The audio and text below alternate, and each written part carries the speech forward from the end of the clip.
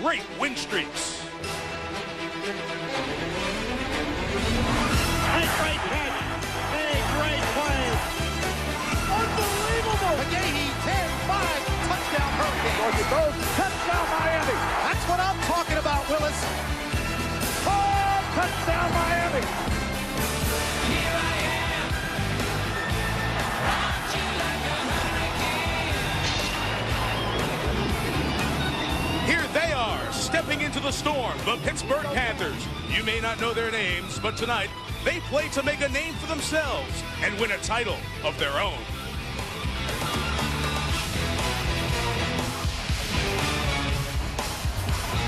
College football Thursday night presented by Circuit City, a game that could decide the 2002 Big East champ. Perfect in the league, Pittsburgh. Perfect in the last 31 games, Miami. Good evening, everyone. We welcome you to the start of the college football weekend with what may be one of the best matchups of this weekend. It's hard to believe that in this era of sports saturation, a record can be underappreciated. But that's the case with Miami. They've won 31 in a row, third longest consecutive win streak in the modern era of college football. The Canes are on track to the title game, and they're in pretty good shape to win the Big East title as well. On the other side, you have the Pittsburgh Panthers, 1-5 last year. They've won 14 of their last 16. Now, to a man-to-man, match them up. Pittsburgh's got no shot tonight. But this is a team that gained confidence with games at Notre Dame and at Virginia Tech, and all the players told us last night they are not intimidated by playing the mighty Miami team in this legendary Orange Bowl. This game's so big, our college football Thursday night studio has joined us here in South Florida, and here's our buddy Chris Fowler. Chris? Orange Bowl in Miami, college football Thursday night, presented by Circuit City. Number 19 Pittsburgh, number 1 defending national champs, winners of 31 in a row, Miami. A little steam in the South Florida air, temperature in the upper 70s, the humidity above 3/4 of saturation. Cloudy, they've taken the showers out of the forecast, but it's Miami. You never know. The coaches.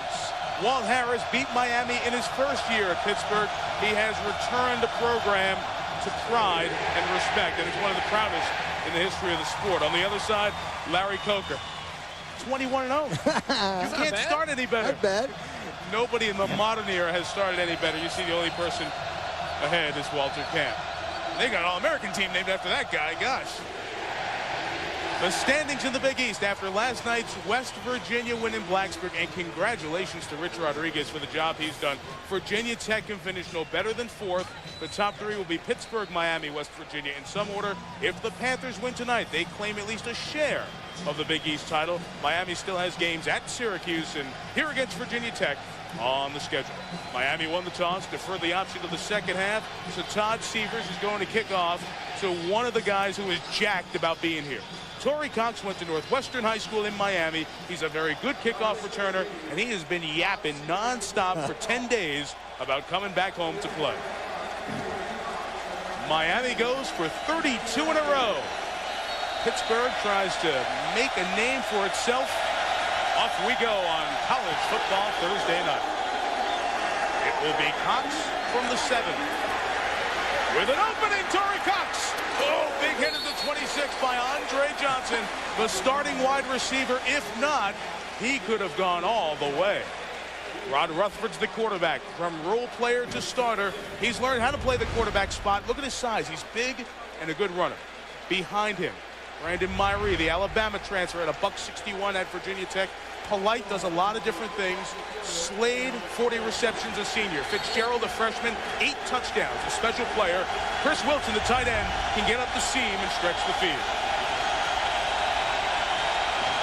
Opening drive of the night starts from the 26. And they will run with Myrie, who breaks into the secondary. Very close to a first down, a pickup of 9. Good job done by an offensive line. Each player on that O-line has started at least 20 games. See the guy on the left, Pachiti, the sophomore? He's the best of the bunch. Lee, here's the Miami defensive line. This defense as good as it gets. Miami rotates 8 defensive linemen. LM National Football League scouts tell us that 7 of them are National Football League prospects. 7 out of 8. Not bad. Jerome McDougal there, he's the best. Senior out of Pompano Beach has 4 sacks this year. You'll hear Green and Walters, Joseph and Williams as the night goes on. Good first down run, and Rutherford throws on 2nd and 1 into tight coverage, incomplete. It was nearly intercepted by Jonathan Vilma, the linebacker. Speaking of Vilma, he's the top tackler from Coral Gables, along with DJ Williams, who was the high school player of the year as a running back out in California. Howard Clark, the senior, will be spelled by Roger McIntosh. Kirk, these guys are young. Yeah, they're young. This is the big question at the beginning of the year. Miami lost their top 5 defensive backs, 4 new starters, and all they are is leading the nation in pass defense. And Kelly Jennings is their best corner. Him against freshman Larry Fitzgerald from Pittsburgh will be a fun matchup to watch tonight. They ran on 2nd and 1 and can run for it now if they so choose on 3rd and a long yard. They stack the power eye of receivers to the left and do it out of the gun. Rutherford quick strike, short throw, but picked up, and a first down for Marcus Furman. The backup running back picked up 7 on the play. He's from Pennsylvania in Connellsville, his 6th reception of the year. Interesting way to start the ball game. You get a nice run all the way to make it 2nd down and 1. All of a sudden you come out and pass twice. I think that's to keep the Miami defense off guard, don't you, Kurt? And talking to Walt Harris on the field before the game, he said, you know, the important thing is not only running the football, but to have balance, trying to keep this Miami defense, as aggressive as they are, back on their heels. And that's what you just saw there in those 3 plays. 1st and 10 from the 42. Rutherford running a little option. This is really designed for him just to keep it. And he was pulled by the neck by Jerome McDougal. Big play by the senior out of Pompano Beach, a loss of a yard. One thing you don't want to do with Miami is run to the outside because of the speed that Miami has. They have a lot of speed that can get lateral, and if you try to go east and west, it's tough to do. McDougal is fighting under the inside, and watch the play he's able to make and get off it. The athletic ability to fight off a block and still run down a quarterback. If you're going to run on Miami, you've got to try to run the football between the tackles. And some people have been successful doing that this year against the Kings. After the loss of 1 blitz, not picked up, DJ Williams sacked.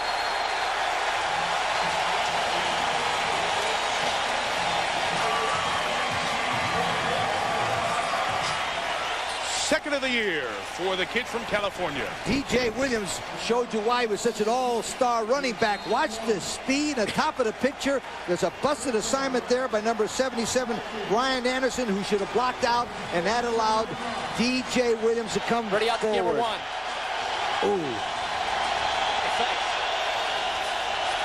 Great to see the speed there at DJ Williams and the aggression, something he has not shown all the times this year. 3rd and 20. They need to get into Miami territory for a first down. They'll just run it with Myrie up the middle of the 41. He got 8 of it back. But after picking up 1 first down and a good kickoff return, the Miami defense gets the job done up front. Andy Lee, best punter in the Big East, going to kick it away. And it's very, very important that he get this ball off fast because Miami likes to come after the punt early. But the key thing Andy Lee must do is get net yardage.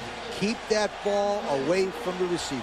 Roscoe Parrish, a Santana Moss-like exciting receiver kick returner, awaits at his own 15. High snap. A nice job of pulling it down and getting it out of there. Short kick, 37 yards. Returnable on the reverse. Sean Taylor. Sean Taylor. Goodbye. Touchdown.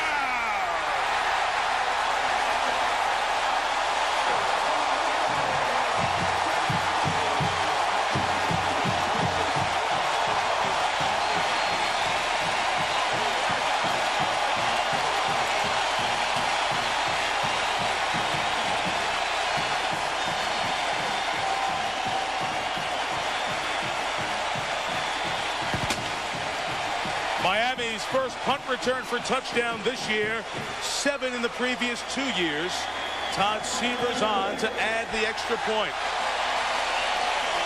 It is a 78-yard return from the sophomore from Gulliver Prep right here in Miami. So you're waiting for all those Heisman hopefuls to get on the field.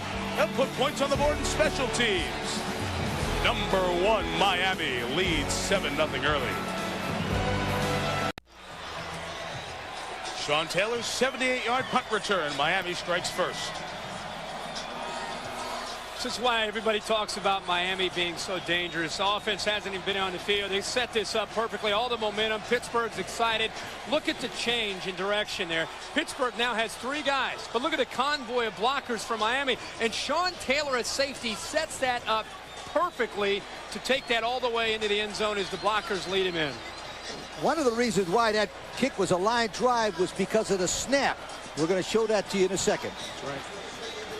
Taylor gives them a 7-0 lead. Taylor, who scored 3 touchdowns in the state title game. So you know he has offensive skills. Over 40 touchdowns in his high school career with a big one there.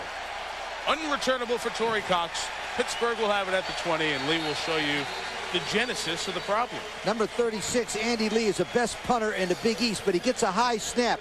When he gets a high snap, watch him rush this. When he rushes the kick right now, because he's worried about it being blocked, he kicks a line drive. You notice, you can see it right there. No distance, no height on that ball at all, and that's what made it go, Kirk, was because of the line drive. You're right. The Pitt guys could not get down there. That was caused by a high snap by the center. I also love the call, though. Just the opening punt, all the hype, the buildup of the game. Pittsburgh's got to get them pinned back deep. You knew they're going to come down with a lot of speed. Slowed them down with that reversal there with Taylor taking it into the end zone. From the 20, Rutherford. Good give to Myrie. First down out to the 31-yard line. So Brandon Myrie, the Alabama transfer, has come in here and become the runner for the Panthers this year. All right, now you're Pittsburgh. You're playing the best team in college football. You know when they show up to play, which they have. We can see they've shown up to play. You've got to hang in there. Miami dominates teams early. They've only allowed 17 first-quarter points all year. Hang in there, stick to the game plan, and don't get discombobulated now mentally, and don't lose your composure as a player. First and 10, another Myrie run up the middle. There's another 6-7 yards. So they are comfortably running between the tackles. I'm immediately reminded of what Randy Shannon, the 36-year-old defensive coordinator for the Canes, told us yesterday. When somebody in this Miami defense makes a play, it opens the floodgates for this Miami team, and play after play seems to happen, and they got to play right away when they blitzed DJ Williams and he made the sack. It was funny. He said, you know, it's the strangest personality of any team I've ever been around. Randy Shannon there, the defensive coordinator, he said, it's one of these teams, like you said, Mike, one guy makes a play, and now everybody wants to make a play. We'll see if that works after DJ Williams' big sack. Second and a couple, and they'll throw on second and short for the second time. Incomplete. Looking for Fitzgerald. Well covered. Taylor and Maurice Sykes, the 2 safeties, were home and waiting. Now, I know Walt Harris wants to come out smoking, and I agree with him. He's got to play to win. But let me tell you something, Walt. If I were you, I'd try to keep the football. If you got second and short the next time, please run it.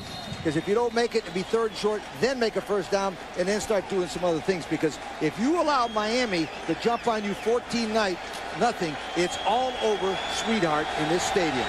Walt has said this year, turnover ratio and time of possession were the emphasis points. And they've succeeded all year doing that.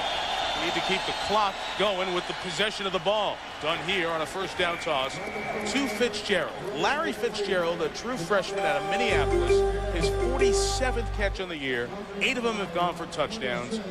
The chance to be a very special player. Good size at 6'3", 210. Good size, loves to go up into the air. Walt Harris, we talked about it in the pregame show. Walt Harris has been around some great receivers. Feels that Larry Fitzgerald has as good a ball skills of a young receiver as anybody that he's been around. You just wonder, as a true freshman, playing the defending national champions, how will he mentally hold up in a game like this? So far, he looks good. It's the true option to Myrie. Try to wiggle away and did a decent job to gain a couple of yards. Was contained by Maurice Sykes, junior from here in Miami. Miami plays so much man coverage on the outside. Walt Harris trying to get the ball to that alley. Unfortunately, with the safety speed, it is really tough to get the ball on the perimeter against the Canes. Well, you mentioned it before, but it's obvious from up here. They've had 4 plays inside the tackle, really good. 2 to the outside, really bad. That's not good. Nope, can't get out there. Not many people have run option well against Miami. On second down, Rutherford stuck on what looked to be a design run by Jonathan Vilma. The junior from the Canes campus city in Coral Gables made the stop. Larry Coker told me that Jonathan Vilma is the Ed Reed of this year. He's the defensive leader, and that tackle reminded me of one of the crushed the guy last year against Nebraska. Remember that? Watch him get out. Ooh, puts his head there, squats his butt down there, explodes through. Ooh, that's a clinic tackle right there by Vilma. Talking some NFL personnel, they think with all the talk about the defensive lineman, Jonathan Vilma may have the best career of all of them in the NFL. 3rd and long, 7. 4 in the pattern. Rutherford in trouble and sacked by William Joseph, his 3rd. And they'll kick it away again.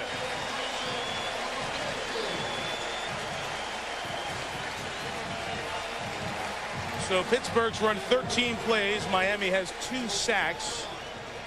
Panthers have picked up a 1st down each time, but then stopped. And now we'll watch Andy Lee's punt. After the last one was taken back to the house. I snap again. This time a little patient and better hangs on. Stay away, says Roscoe Parrish, as it gets a Pittsburgh bounce down to the 17-yard line. The punt covers 47 yards, and the senior Ken Dorsey, 35-1 in his career, takes the field when you come back. Miami set to run its first play of the night, already up 7-0. These aerial views courtesy of the Goodyear Tire and Rubber Company. With us, the Goodyear Blimp Stars and Stripes, continuing a 77-year tradition as the aerial ambassador and icon of the 102-year-old company. They are fans of number 11 with good reason. Ken Dorsey's 35-1 in his fabulous career. The senior from California gets him going from the 17. Little pitch out to Willis McGahee. Half dozen yards on 1st down. You know, Dorsey doesn't have the gaudy stats, but he is the unquestioned key to this team's success. You ask the players, they'll tell you 11's our guy. Behind him, McGahee nearing 1,200 yards in 9 games.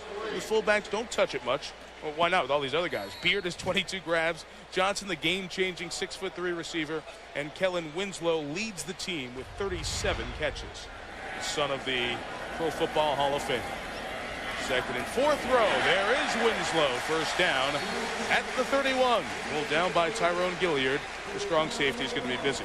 Here are the guys up front from Miami. Have 2 Canadians in Sherko Haji-Razuli and Brett Romberg, who anchor it. The guards and tackles are all 6'5" or 6'6". They are big. Kirk, Pitt defensive line, they're one of the top 10 in the country. One of the top 10. This defense is very aggressive. Claude Harriet is from this area. We talked to him last night, number 90. He's fired up. He's a young player as far as game experience, and he needs to have a big one tonight pressuring Ken Dorsey. From the 31, here comes McGahee. He'll push it forward for 4 to the 35. Vince Krachunas, the sophomore nose tackle, made the play.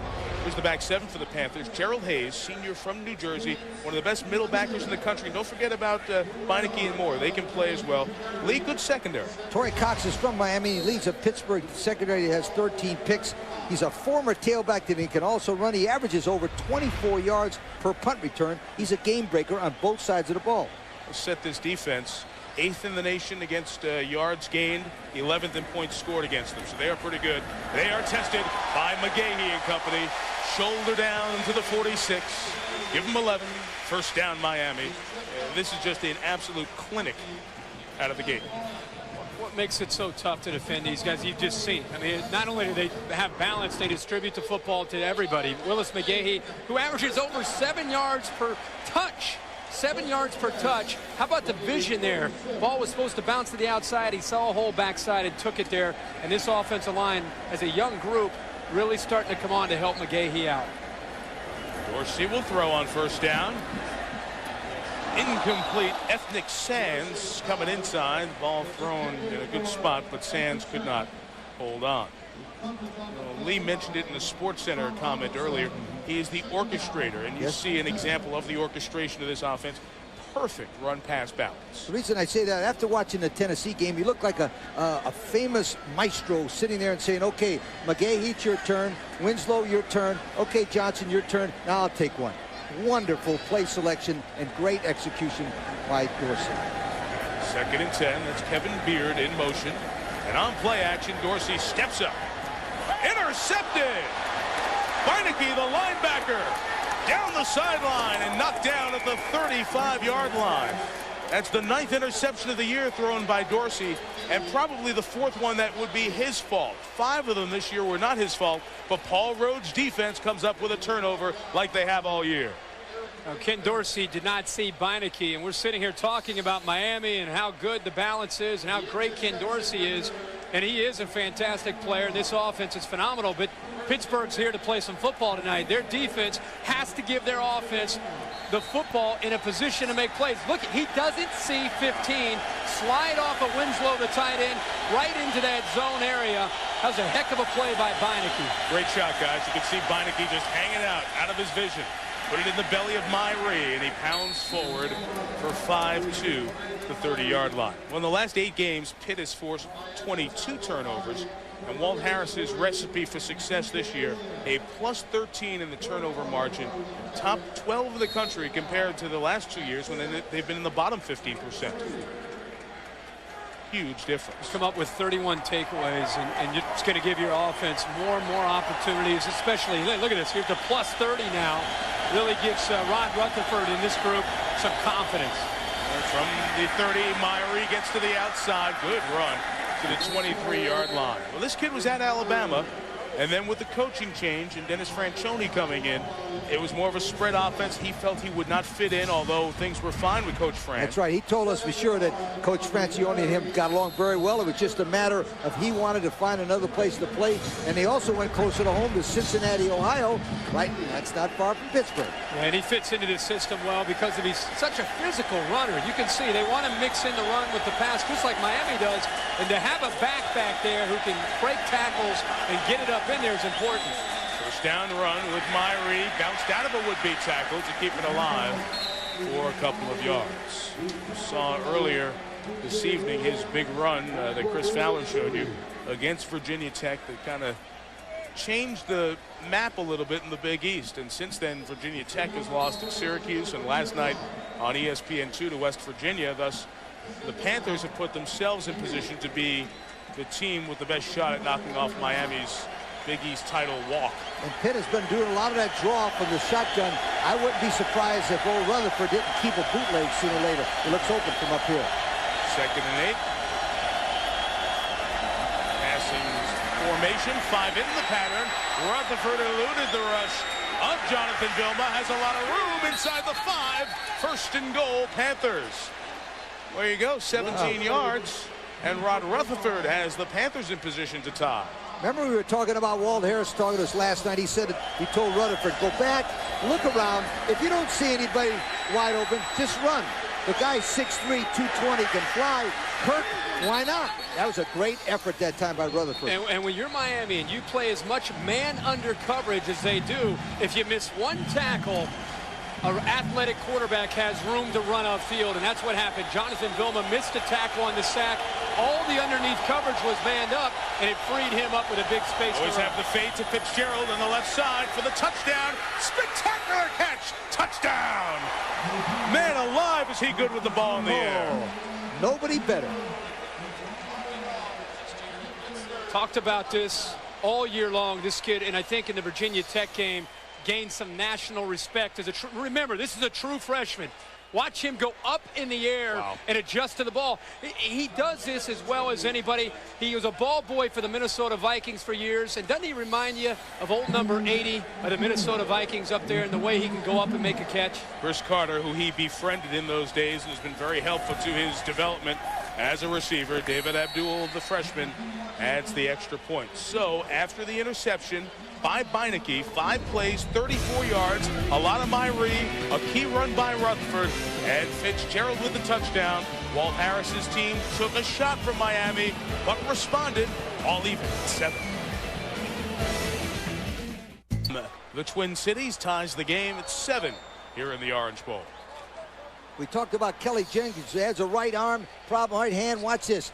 Larry Coker told us that he was concerned on the goal line that he might try to protect it to him. Now watch, he keeps his right hand way down and tries to knock it with the left hand. If he was well, I think he went up with both hands, but he's protecting the right hand. He did protect it. I don't care if he had 4 hands there. He's not stopping Larry Fitzgerald from going up and making that play. You know what? But he might have made a little better effort. A little bit better effort. Right. But number 1 is not going to be stopped by Kelly Jennings, who is, how tall is Kelly? He's 5'11", 6 feet. Yeah. It was the first touchdown after the Beinecke interception. First TD allowed at home to a Big East team since Boston College 23 quarters ago. So Miami's defense in the conference has been outstanding. This will be a Jason Gathers return from the 5. The backup tailback makes a couple of moves. Slowed by his own man, but undeterred to the 37. Brought down by Tyrone Gillier, the backup defensive back. Kickoff return was 31 there. Great weekend. Here's our ESPN 2 College Football Saturday lineup. Maryland takes on Virginia, and Eli Manning and Ole Miss still need another one to get to the postseason. LSU was embarrassed by Alabama in Baton Rouge. Will they take it out on Ole Miss?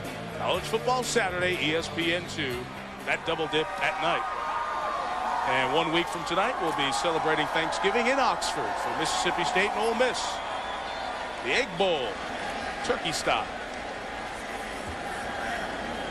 Dorsey and the Canes back on the field. Good field position to start with. Willis McGahee keeps his feet churning for about 5 to the 42-yard line. Go back to the beginning of this game where Miami took the opening punt, took it down. They're at home, 7-0. Number 1 team in the country. Your Pitt, kind of uncharted waters here, playing the number 1 team. You don't know how they're going to respond. They get a turnover of their own. And not only that, for Walt Harris's offense to capitalize. You're looking at a score right now that's 7-7. Most teams get down to Miami 7-0 early like that, and it's goodbye. That was huge for Pitt and that defense to come up with that turnover. Roscoe Parrish in motion. Give his inside to McGahee. He'll have the first down across the yellow line at the 48. So 6 more yards for Willis. McGahee can really move. He's the guy. I can't believe it. He's 220 pounds. He runs like about a 185-pounder. Watch it cut off his right foot, keeps his balance, and moves forward. I want to add one more point to Kirk's point, though. Remember, we saw Tennessee drive the ball down them against Miami, and they couldn't get it in. Yep. You got to give Pitt a lot of credit for scoring a touchdown against that good Miami red zone defense. I think that was the key to that situation. The Tennessee game was the last one for Miami. Both teams have had a dozen days off. Dorsey play action with McGahee. Big hit as Winslow came over the middle. Torrey Cox was waiting for him. That is the Miami kid who's amped up tonight. Torrey came off of the receiver Andre Johnson, and this is a play that you've seen Miami in the last 3 or 4 games go to a lot. It's play action going back to Kellen Winslow, kind of dragging from the backside. How many times have you seen Winslow underneath coverage making big catches? And that time Torrey Cox, well prepared, came off of Andre Johnson to make the big hit there on Kellen Winslow. 2nd and 10. The throw again. Harriet was almost pulled down as he was rushing. That pass incomplete through the hands of Kevin Beard. Claude Harriet was getting a good rush from Dorsey's left-hand side. The defense's right.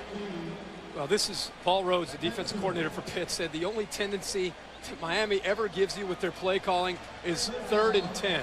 You get them to 3rd and 8, 3rd and 9. There's Paul Rhodes. You've got a chance because now you know that they're probably going to throw the football. So all the other downs and situations, they can run or throw. But here, they know that they're going to throw and they can try to put some pressure on. It rushes 4. Miami puts 5 in the pattern. Covered downfield and nowhere to go. So Andre Johnson's catch goes not very far at all, thanks to Torrey Cox, his Miami buddy, and they get the Canes off the field after just 1 first down. Tell you what, Pittsburgh defense last 2 series is, I think gained some invaluable confidence. Freddie Capshaw's had 3 punts blocked this year. I'd go after him, Mike. Got it out of there quick that time with Sean Robinson waiting and watching it bounce. And it will be down inside the 1. It's where the ball is, not the player. And that time the tightrope job was done by Antrell Roll. He went over the goal line, but came back in before the ball crossed. Thus it is a 99-yard field for Pitt. Well, tomorrow night, the NBA season continues. NBA Friday doubleheader.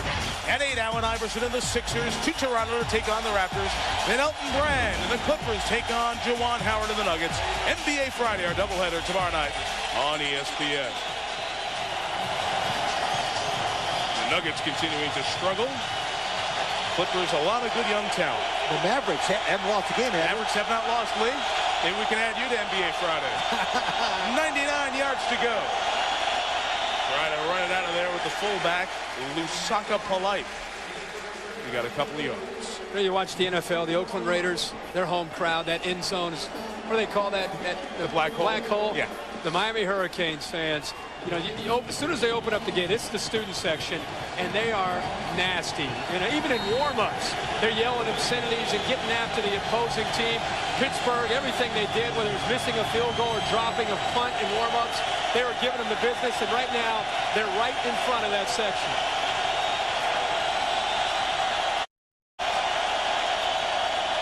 Second and 9, pump and throw for Fitzgerald. Are you kidding me? You can't be serious.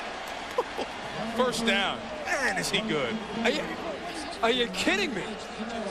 Watch this kid. This is a true freshman in the Orange Bowl. Real time here. Oh, my gosh. I'm telling you, him hanging up watching the Vikings with Chris Carter, that's Chris Carter. Yeah.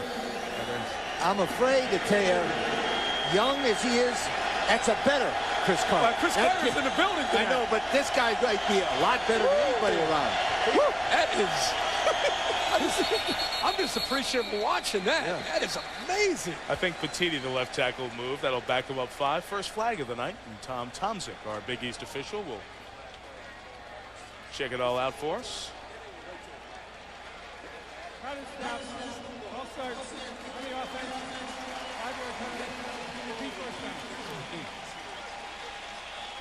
One more time? One more. I just have to see it one more time on an ISO.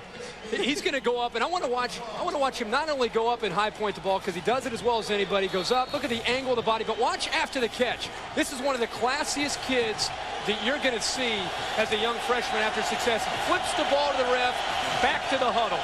Class act. He's done it before. Yeah, and as a freshman. First and 15. Rutherford looking left side of the field. Tried a deep shot with Roosevelt Bynes, who got tangled up. With Alfonso Marshall in coverage, but no foul on Marshall. Well, second and long coming up. This Pittsburgh team has lost 2 games this year. One was to Notre Dame by 8, and Rutherford did not perform very well in the red zone in that game. The one earlier was on ESPN to Texas A&M. They lost by 2 at home to the Aggies, and as we've seen now, the Aggies have some talent. They put together the big win over Oklahoma. In that game, Pitt was poor offensively in the first half, very good in the second half. A missed extra point ended up costing them a chance to go to overtime. Second and 15, draw play right into the teeth of the coming Canes. On Andrew Williams. First one out of the pile, but the play, that's the guy who made it, DJ Williams. He was at the bottom, made the first stick. But Andrew Williams is number 99. Him and Vince Wilfork, those guys are on a second unit. Yeah. Those are the guys that we talked about that the National Football League think that they might have 7 out of the top 8 defensive linemen NFL prospects. That's wonderful. You know, if you include the 2 linebackers, think of just the front 7. You got 8 or 9 guys up there who are going to be in the NFL. Third and 19 from the 7. Some time, some space. No space. That's Williams again. DJ's all over the field. And Vince Wilfork. 4th down. And they'll get to see a punt. The good thing for Pittsburgh, the quarter's going to end, so they don't have to punt snap back here in this hostile end. There's a break for the Panthers as we'll flip ends for quarter number 2. Well, Miami's only run 11 plays, one of them an interception. Pittsburgh's run 23 plays and a couple of spectacular catches by the freshman Larry Fitzgerald. One ended a drive and a touchdown. All tied at 7 from the Orange Bowl.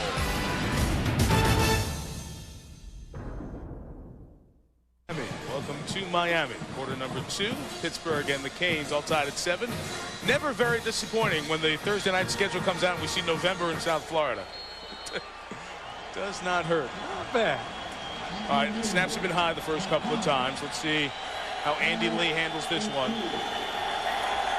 Good return chance of the Canes as well with Roscoe Parrish waiting around midfield. Got this one away. He's a good kicker. Nice hang time, Lee. Better. Parrish, the 46, made one-man miss. Reverses his field. Flag down as Parrish storms to the 40-yard line. Probably coming back. The punt was 48, the return 15. And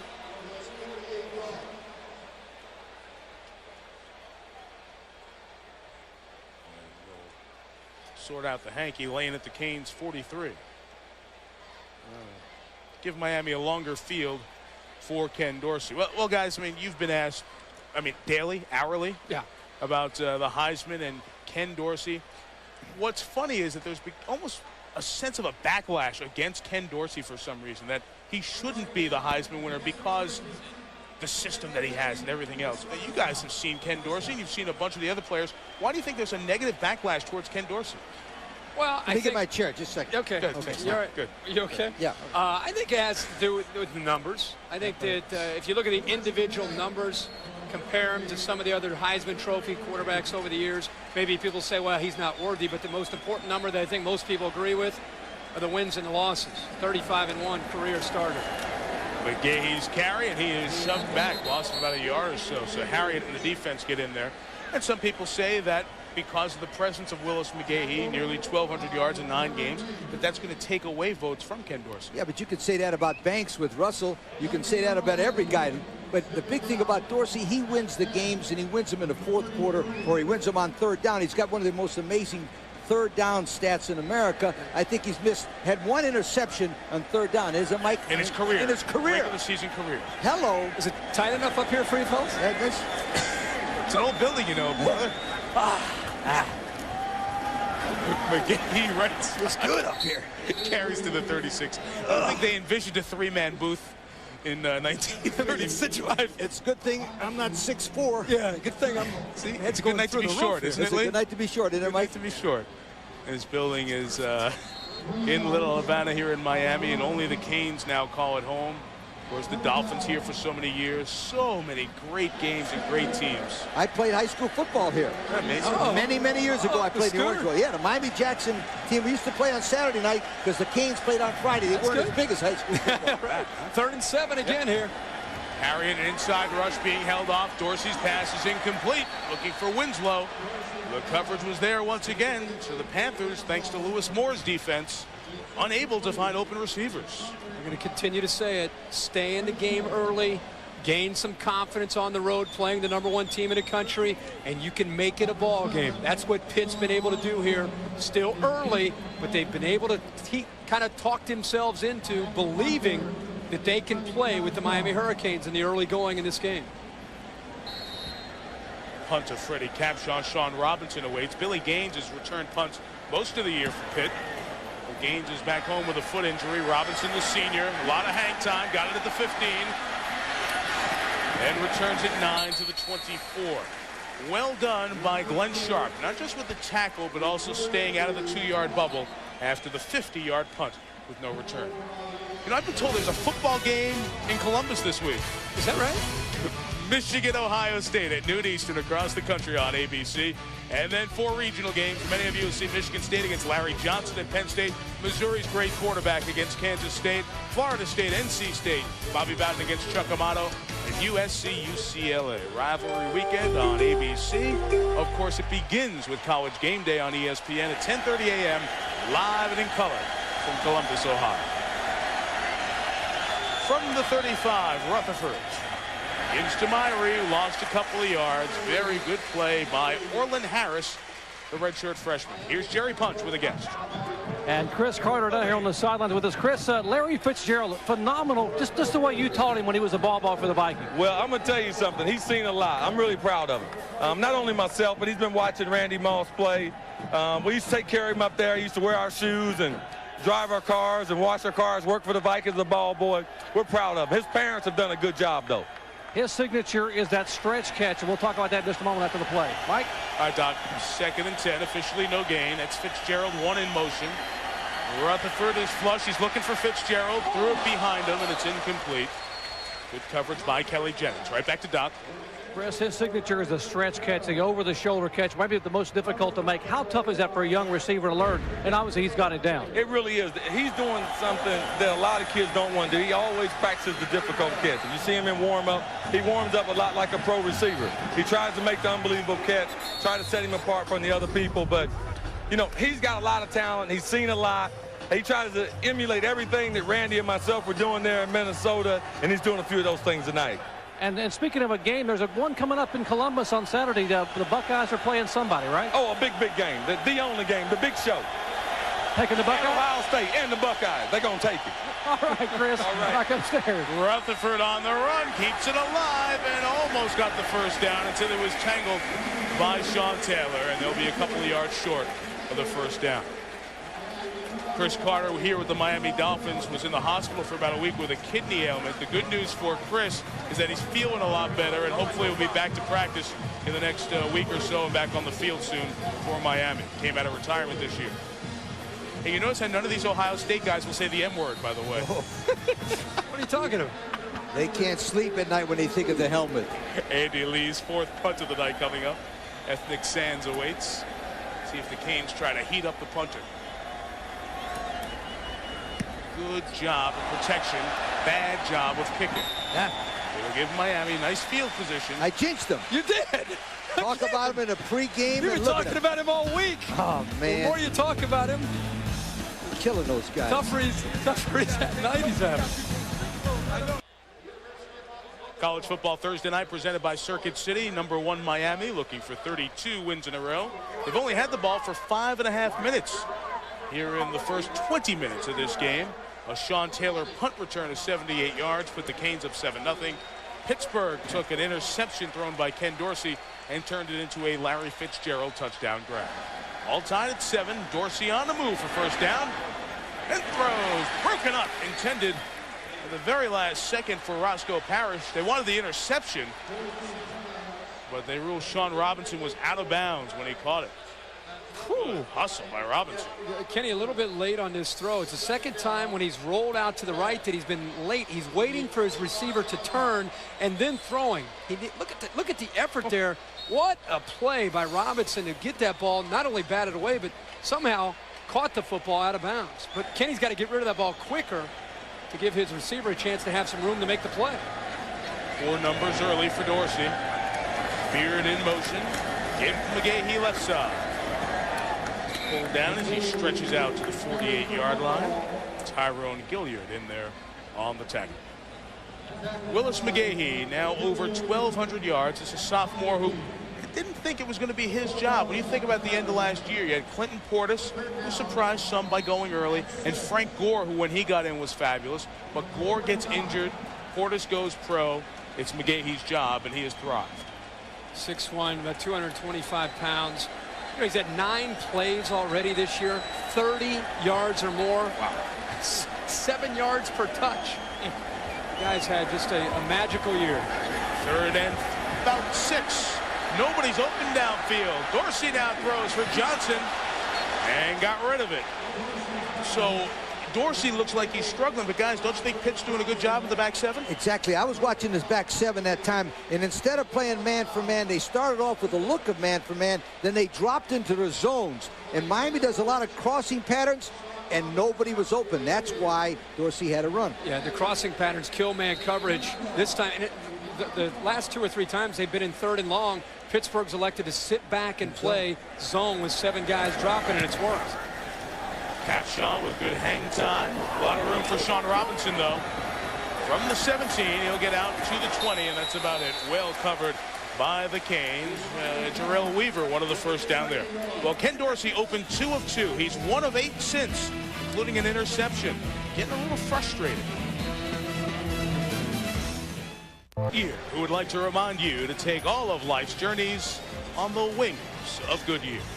Mike Tirico, Lee Corso, Kirk Herbstreit, Dr. Jerry Punch, Trev Alberts, Mark May, and our buddy Chris Fowler with us here as well College Football Thursday Night studio crew joining us for this big one. Number 1, the reigning national champs Miami, all square with Pittsburgh. The Panthers have taken a punch and responded.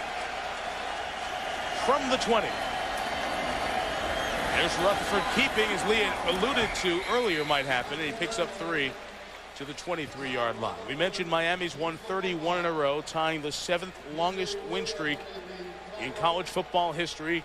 A couple other teams at 31, including the Pittsburgh Panthers in the Pop Warner era. Glenn Pop Warner was the coach of Pitt from 1915 to 1923, and when he took over, the Panthers won 31 in a row.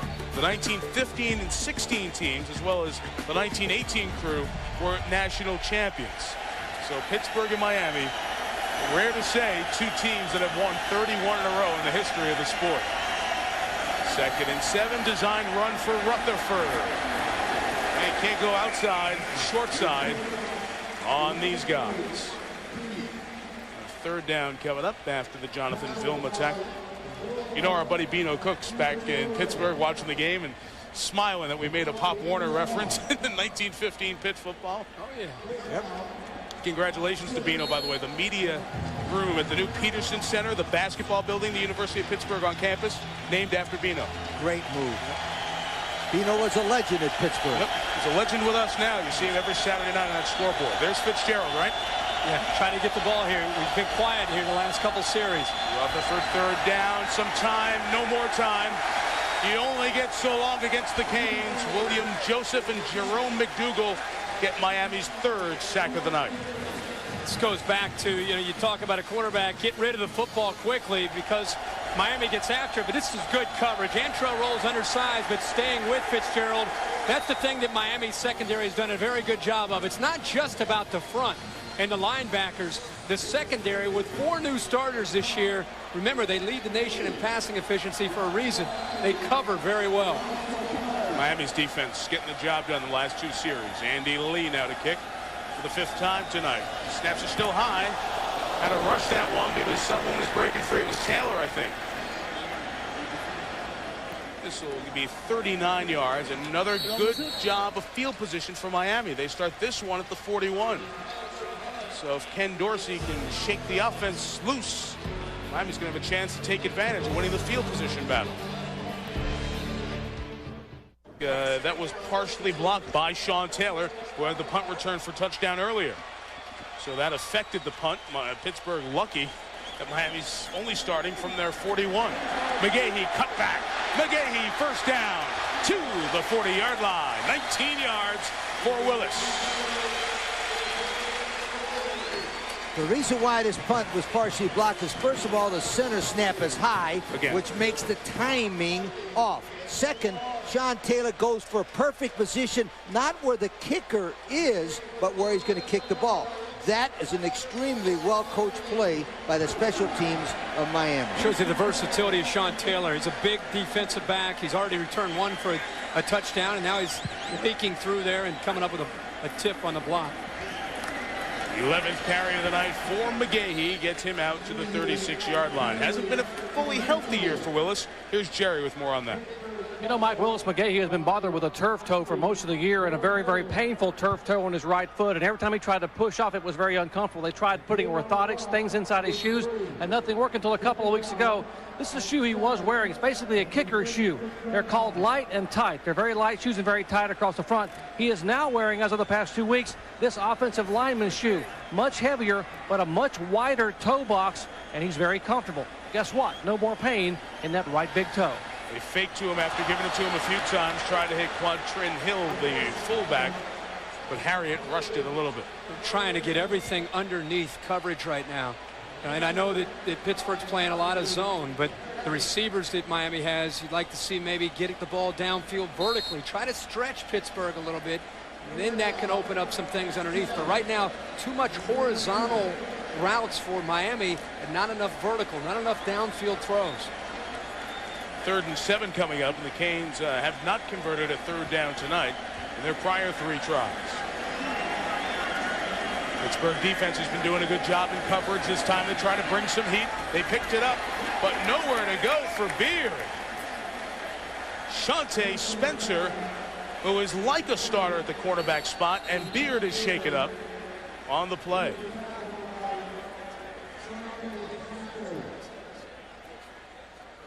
Looks like landed awkwardly as Spencer brought him down. It will be a punting situation, but the concern now is for the junior out of Plantation, Florida, who has 22 catches on this season.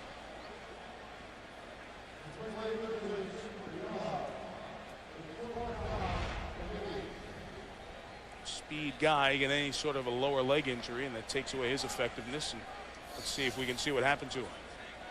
Very important part of this offense. They're checking his right knee. Grabbed right for it, so they will look at Kevin.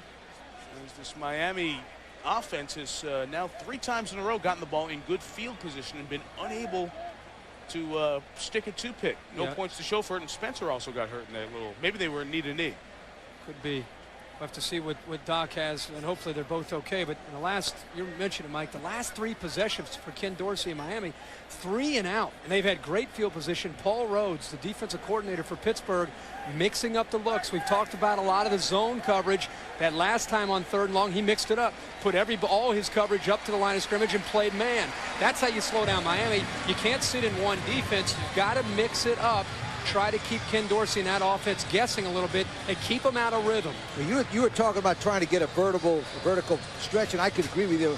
Couldn't agree with you more. But the problem is they're not letting them do that. Dorsey's 4 completions are 7 yards, 7 yards, 3 yards, -1.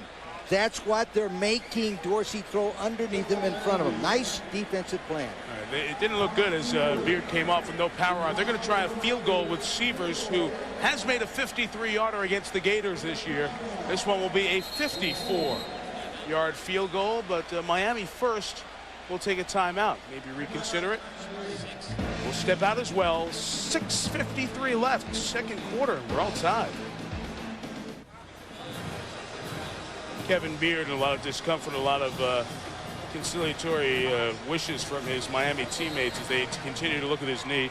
After the timeout, they still bring out Severs for a 54-yard field goal attempt. Hooking left, long enough but no good. A thunderous leg, as you guys saw in person at Tennessee. Wow. But he misses it to the left, and Pittsburgh once again holds Miami pointless. Big, strong leg. You know, he reminds me of Andy Hall, who was at Wisconsin and kicking for the New York Jets. Has just a powerful leg.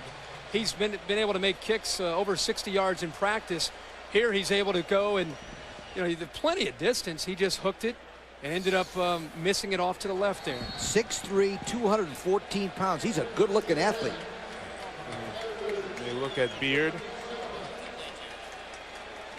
We'll get an update from Doc momentarily. You meant John Hall there, by the way, Wisconsin kicker with the Jets. From the 37, first down run. Big run by Myrie. Got it across the 40. Pick up about 4. Let's go down to Doc. Jerry? Guys, just a moment ago, you saw a very emotional Kevin Beard, and he's being held and holding hands by his teammates. Tears streaming down his face as Dr. John Uribe examined him a moment ago. Taking a look at that right knee. They'll take him in the locker room. He is done for the night. He'll probably have an MRI tomorrow morning to examine the knee. The concern is the ACL and MCL in that right knee. They put him on crutches now. Done playing for tonight, but a very emotional time for a gallant young man. It sure is, Jerry. Myrie first down to the 50-yard line and into Miami territory, because the loss of Beard is not just the loss of a starting receiver, it's also the loss of the heart of the receiving corps. Kevin Beard has been a great leader. He's a junior, big part of the offense last year, and one of those guys that in the locker room, you can see the players, you know, since he's been on the sidelines, they all have come over. I mean, everybody has come over. There's Andre Johnson, one of the great receivers here. Everybody come over, putting their arm around him. And that is a tough blow emotionally and spiritually for this Miami team. But midfield, the Panthers with a first down. Rutherford's throw could not get it to Marcus Furman, the sophomore out of Connellsville, Pennsylvania. Did you guys see that last graphic go up on the screen? Pittsburgh has 24 more yards. Miami only has 72 yards in 24 minutes. That tells you how good the Panther D. Thanks, guys. That's amazing. Well, it's been a number of things that Pittsburgh's been able to do. That and the field position has really favored Miami throughout most of this first half. Remember, Pittsburgh came in here with one of the highest ranked defenses in the nation. It isn't like they're playing the sisters of the poor now. Second and 10. Another throw for Ron Rutherford. A little late for Roosevelt Fines, or maybe early. Fines was jostled in coverage as he was coming over. It'll be third down. Easy to sit up here, but Walt Harris has got to get Ron Rutherford to get the football to Larry Fitzgerald. He was the guy who was making the plays. Look at the time of possession. Big advantage. Double for Pittsburgh. But get the football to Larry Fitzgerald, especially on third down and long. Even if you're getting the pressure, put it up in the air. Give the guy a chance to try to make a play. He's in a slot now at the top of the screen. Three-man line. Showing pressure off the corner. Here it comes. Rutherford has time to throw. It's high. It's incomplete. Bynes had to climb the ladder to pull it down. This has been the pattern for Pittsburgh. Pick up one first down and then stall. Rutherford's missed the last 5. But by virtue of the long missed field goal, with good special teams execution, Pittsburgh can make it a long field for Miami. At least they're punting from midfield instead of deep in their own territory. The busy Andy Lee hoping for a good snap.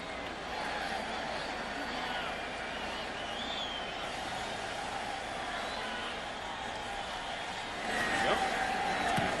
Well executed there.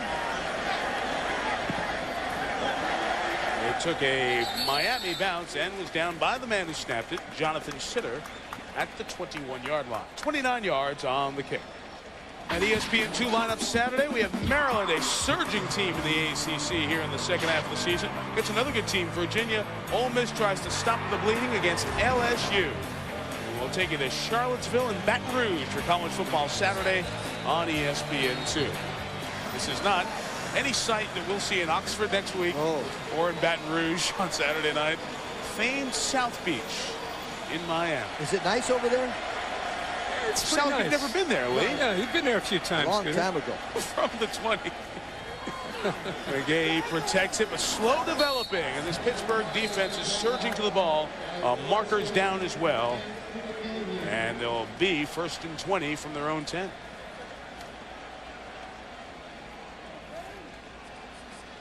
Larry Coker's quarterback hit his first 2, but since then has done nothing. Certainly is not doing anything to quell the critics that have swelled over the last month about why should Ken Dorsey win the Heisman. He's struggling here right now.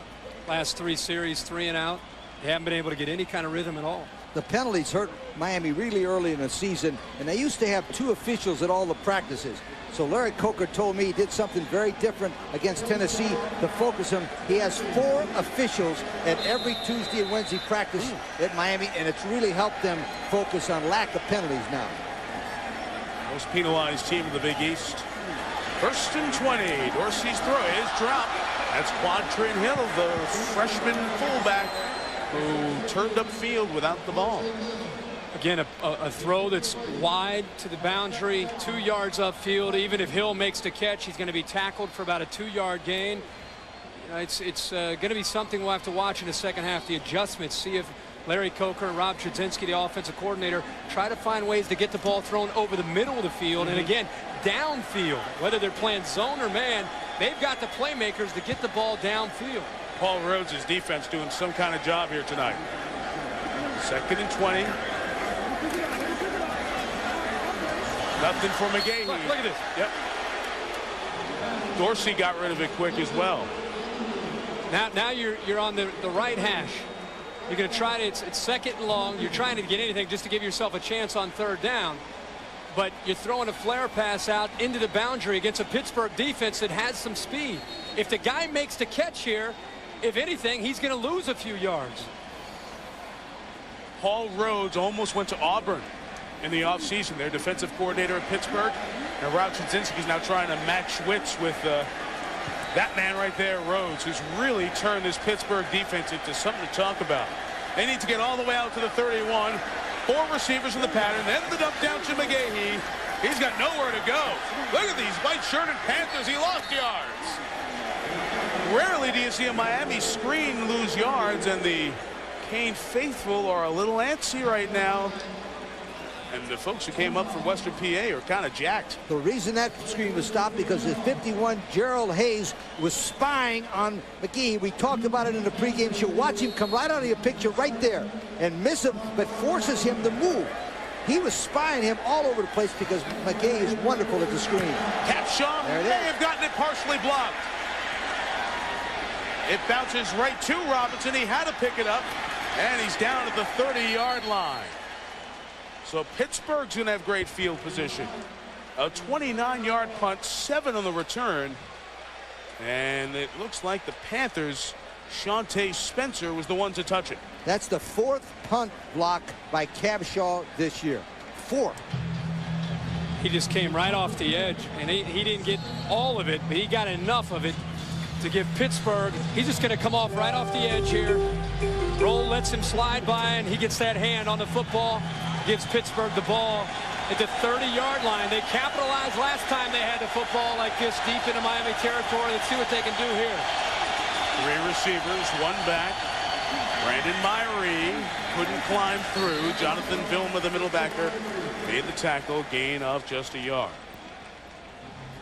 We mentioned what happened to Pittsburgh in terms of their 2 losses this year to A&M and Notre Dame. After that, they had what you could arguably say were the 2 biggest wins for Walt Harris. An overtime home win over Boston College, and then that 7-point win at Virginia Tech we talked about. Then they kind of were sleepwalking a little bit against a Temple team that does things that frustrate Pitt. They beat Temple 29-22. That's how they arrive here tonight at 8-2, undefeated in the Big East. A win tonight, they share the conference crown. 5 in the pattern, a 2nd and 9. Rutherford throw. Incomplete. Had no windows to throw that one through. Intended for Marcus Furman again, with Maurice Sykes covering. Miami doesn't get real fancy. They play the 2-man look. They're going to play 2 safeties deep to prevent you from getting downfield. And they're going to man up everything underneath. It makes it tough. He had time to throw there, and there you have a safety kind of robbing, sitting in the middle of the field. That's great coverage by the Canes. And that's one thing Rutherford's got to be very, very careful. This Miami is one of those teams, if you turn it over and they get an interception, boom.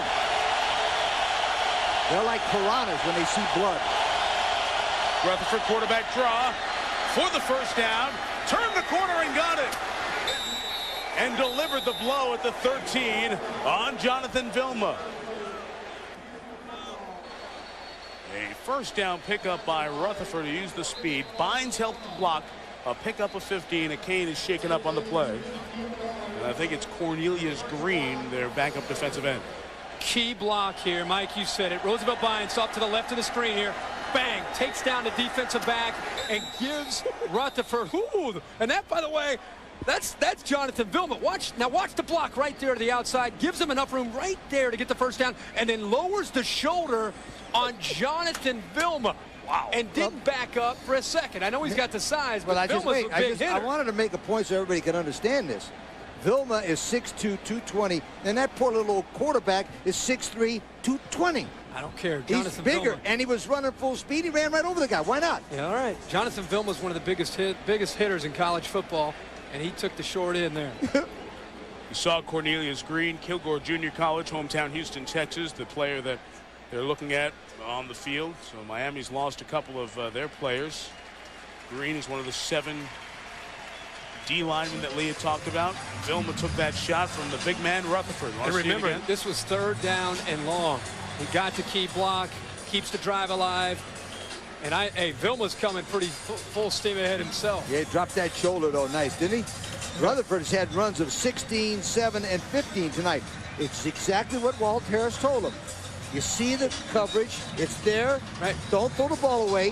Whoop, run. And he's run 16, 7, and 15 tonight. Remember, Lee, after the 16-yard run last time, it got them to 1st and goal at the 5, and they went to the fade route to Fitzgerald for the touchdown. Once they get inside the red zone, the chances of them trying to get the ball to that fade to Fitzgerald are very, very good. Fitzgerald's going to be down here now, bottom of your screen. Polite in as the setback. Rutherford running again. He's at the 10. Inside the 5, down to the 3-yard line. 11 yards. First down, and another Miami player is slow to get up. This time it's Wilfork. The O-line is very, very experienced. Chad Reed, Dan Lacarte, Brian Anderson, the inside, they all get into the man's face. I like the way Lacarte stayed with his man there and gives Rutherford a chance to run the football. Another player from Miami injured. Maurice Sykes was part of that shot. Wilfork ran off on his own power. They're looking at Sykes, and they're going to wait for the injury to measure to see if there was a first down for Rutherford. But one thing we're seeing is Pittsburgh is making the hits. They are taking the tempo of this game to the #1 team in the nation. Last time we watched Miami play in person, Lee and I were at the Tennessee game, and the Tennessee players were the team that were falling down because of how physical the game was. And so far in this first half, you kind of sense that not only momentum, but you just look across on the other side, you look at the enthusiasm, the team beginning to believe, and on this side, all of a sudden Miami's starting to look around and wonder about a few things. It'll be first and goal. Here's Jerry with an injury update.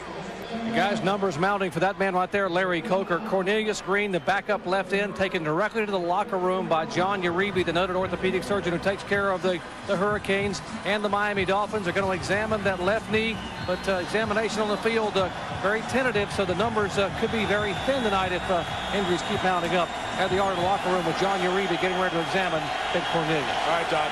First and goal. Fitzgerald, bottom of the screen. Caught a touchdown in this situation earlier. Looking that way, throwing that way. Fitzgerald knocked it away because it looked like Alfonso Marshall was going to get up and intercept it. Marshall is 6'1", and he can give a little more size on that corner. Mark Stoops, the defensive back coach for the Miami Hurricanes, made the adjustment here. He knew that their chances are they're going to go to the fade.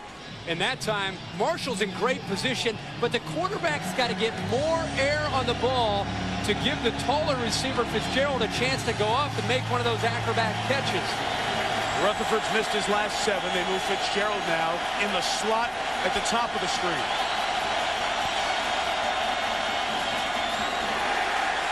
Nowhere to go for Myrie.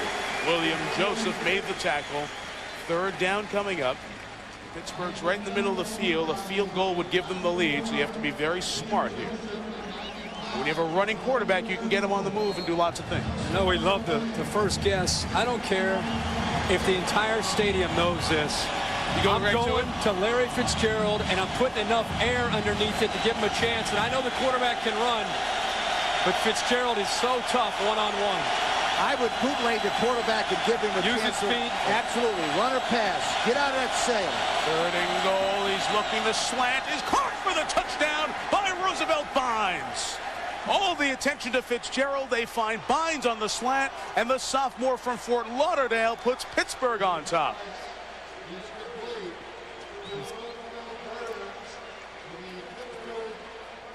All started with the partially blocked punt. That put Pittsburgh in good field position, and unlike Miami when it's had good field position, they cash in with Bynes, who verbally committed to Minnesota and said it was too cold. Team a little bit south to Pittsburgh. The extra point added by David Abdul. It's warmer in Pittsburgh than Minnesota, yes. Yeah, maybe true. An interesting stat. Pitt was one of only 2 teams, Virginia Tech, to lead Miami last year. Only 2 teams, and they're doing it again. Rutherford, 2 5-yard touchdown passes in the first quarter. Fitzgerald, the second quarter. Bynes, #1, down 7. But the folks in Pittsburgh who said, we believe in ourselves. They have frustrated Ken Dorsey, limited him to just 13 yards passing. The Miami offense is just 69 yards. And Pittsburgh's taken advantage of the opportunities. 1 a turnover, 1 a partially blocked punt to take a 14-7 lead here in the second quarter. Jason gathers the kickoff from the 8. Room to his left, and he brings it out to the 32-yard line. I'll be interested to see if now Larry Coker. Go on, Kirk, take it, and I'll talk about that point next. Watch the head of the quarterback. and how he looks to the left just enough to freeze the safety, Maurice Sykes, to give him just enough of a window to hit the slant right behind him. That was the key there. Rutherford's eyes looking to the left and then coming back and throwing the binds. My point is, I want to see if Larry Coker allows Dorsey to do the 2-minute drill. He's very good at it. They got 2:19 to go, and they've got 2 timeouts. I'd say go 2-minute drill and try to get something. Without Kevin Beard, the wide receiver is injured. Here's McGahee, left side. Tries to probe the other way and breaks free. Willis McGahee is gone. Touchdown. Just like that, they do it again.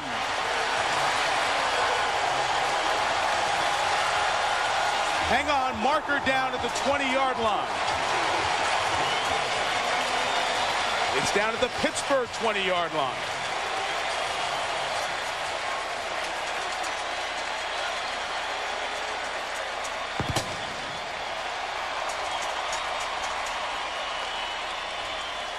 "69 yards, the run for McGahee. Will it stand?" Dead ball. Personal foul.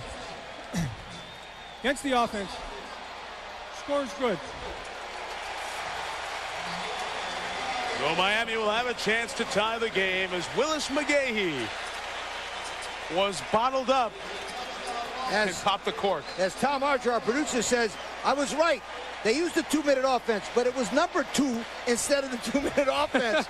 What a run by McGahee. Wonderful blocking. And I'm telling you right now, that play is one of those Heisman highlights because they bring a team from behind. Big, big moment.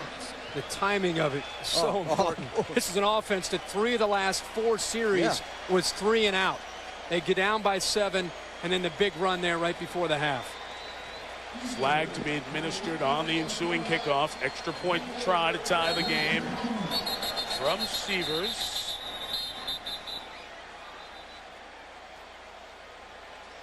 I thought the rule had changed that you administer these flags on the point try.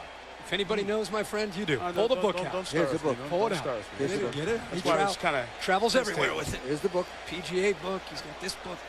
NBA. You got the NBA book, too? it's under here, actually. Okay. Denver tomorrow. Later. Yeah. There you go. The 15-yard penalty will be ministered on the try. I was going to say that. You were? And why didn't you? Here it Because is. I didn't know it. This is the Mike Tirico book. It's his Bible. Nice light reading. Yeah. His interpretation. Break it down like a coach. You're looking at McGahee over there after that long run. His 18th rushing touchdown in the season. That is a Miami Hurricanes record. Edgerrin James, now the great Indianapolis Colt back, held that mark. So the extra point becomes a 35-yard field goal. The length never a problem for Severs. Leaking right, but got it in there. And it's good. He also passed Otis Anderson for second all-time on the single-season rushing list with this 69-yard run. Funny, Miami had 69 total yards for the first 27.5 minutes. Willis changed that. New game at 14. Respond to tie the game at 14 against the Pittsburgh Panthers, who have had the statistical better of play by far until that play by McGahee. 69-yard run. I thought, Lee, you made a great point. Heisman-type moments are those, the ones that are on national TV, that are in a big spot and change the momentum. Team struggling. Yep, absolutely. You made a great point. He made more yards in one play than Miami had almost the whole first half. And the beauty of the play was it looked like he was going to be stopped. Yes. He's kind of pulled the string on him and brought it back.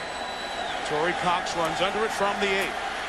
Looking for a seam. He is sent to the turf at the 30. A marker's down after the hit by Darryl McClover.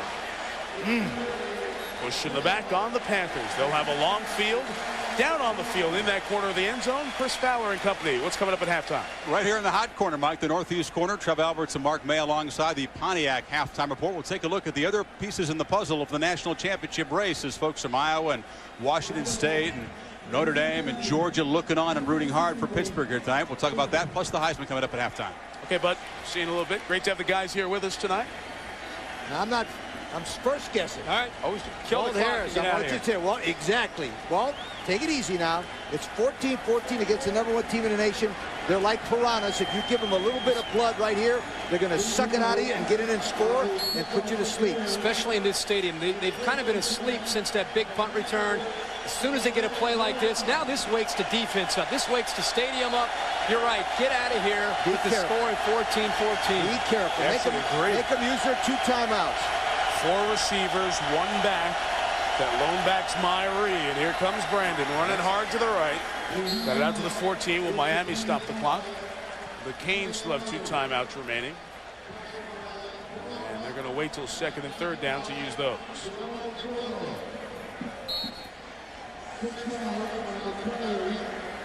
54-year-old Larry Coker, 23 years as an assistant at Ohio State and Tulsa with John Cooper.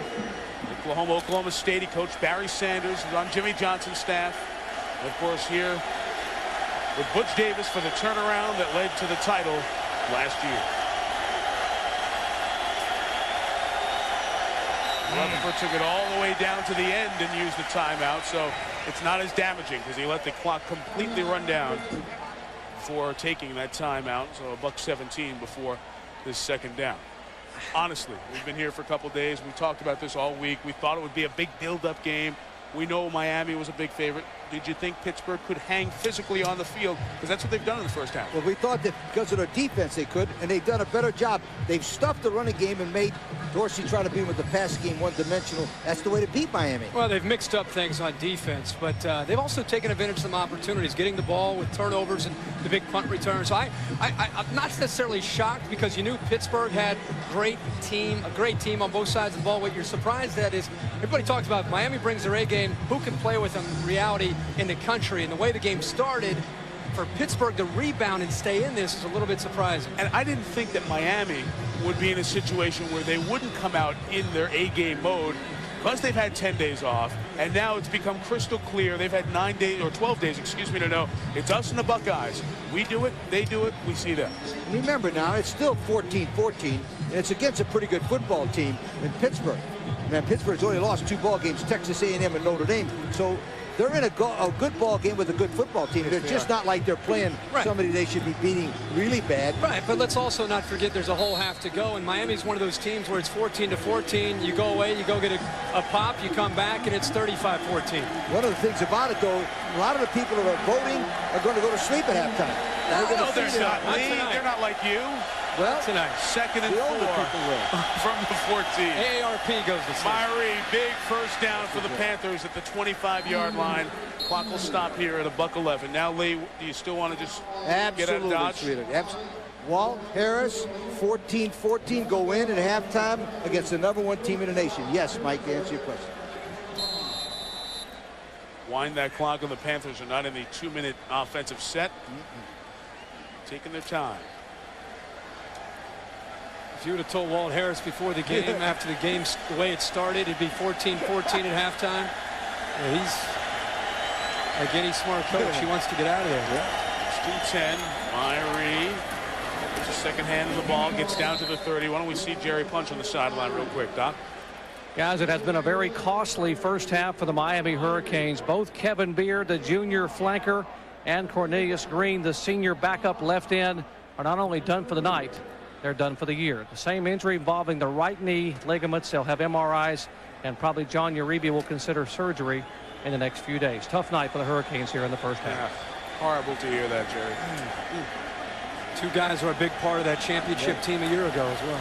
Should be the final play of the half. It's a first down for Myrie at the 36-yard line. 12 seconds left, some timeout. Well, forget about trying to score right now. To me, it's just, you know what? You got 2 first downs.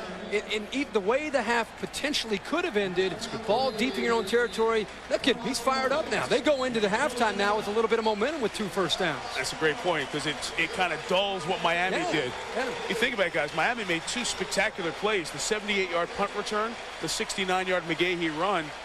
That's it.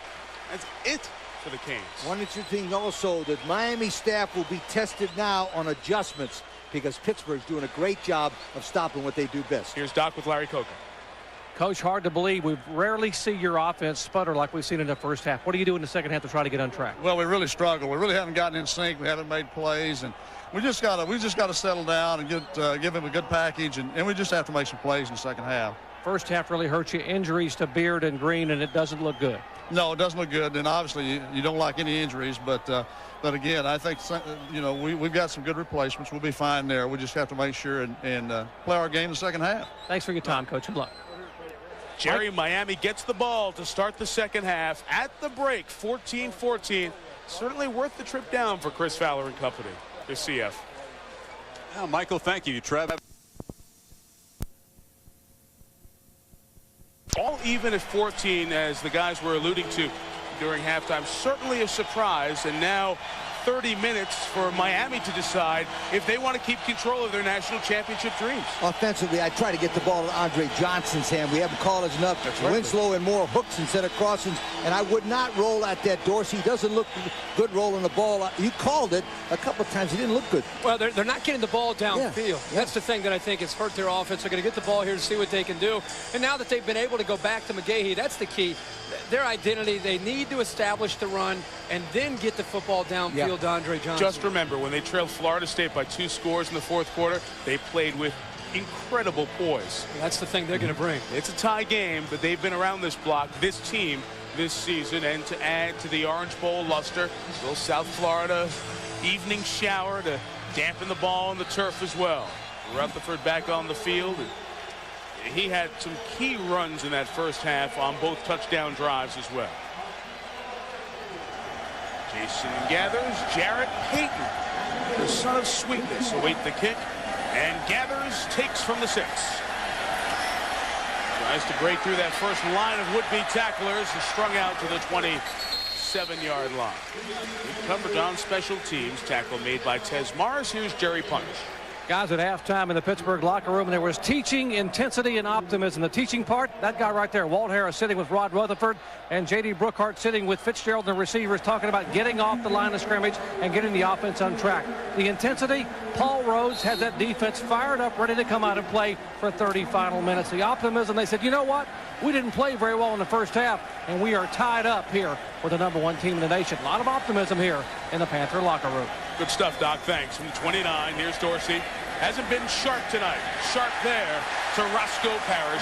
First down Miami at the 47. Give him 18.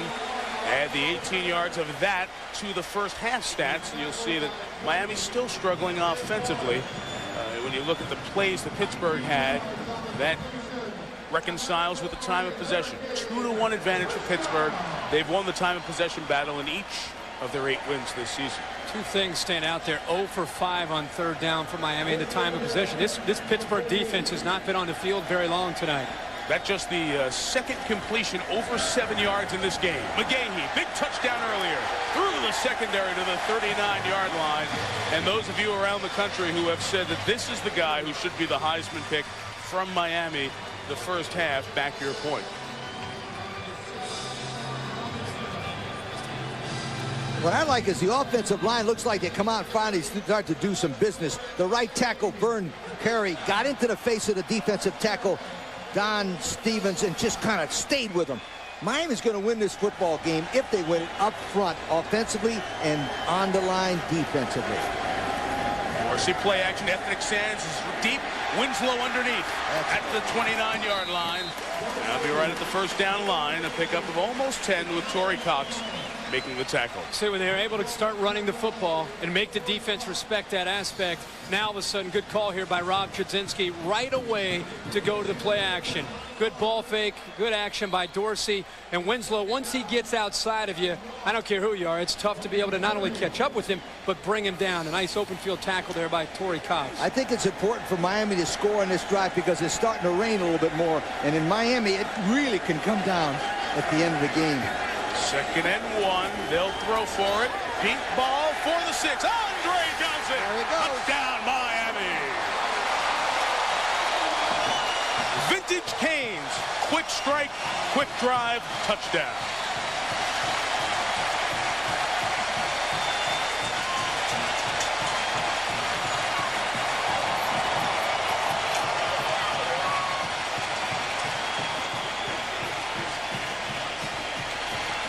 Miami makes a living like that.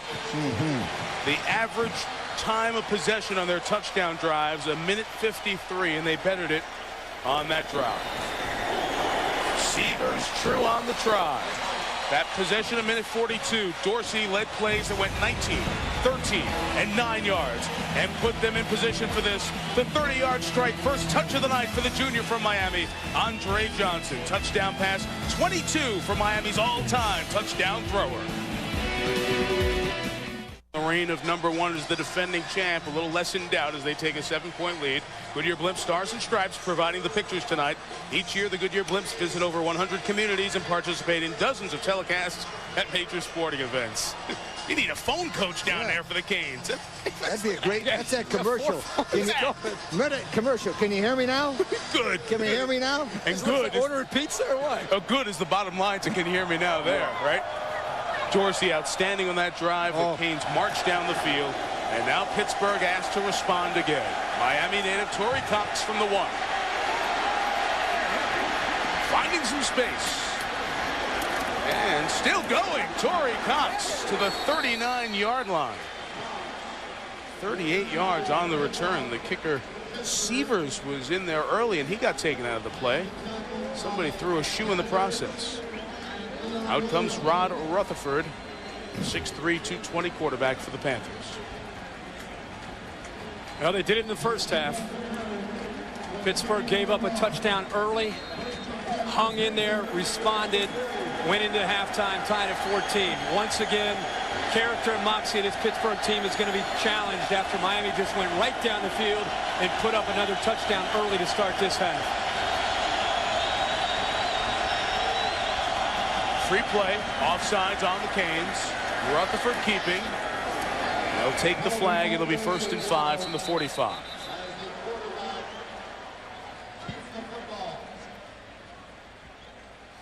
Miami's 4th flag of the night, 2 on Pittsburgh.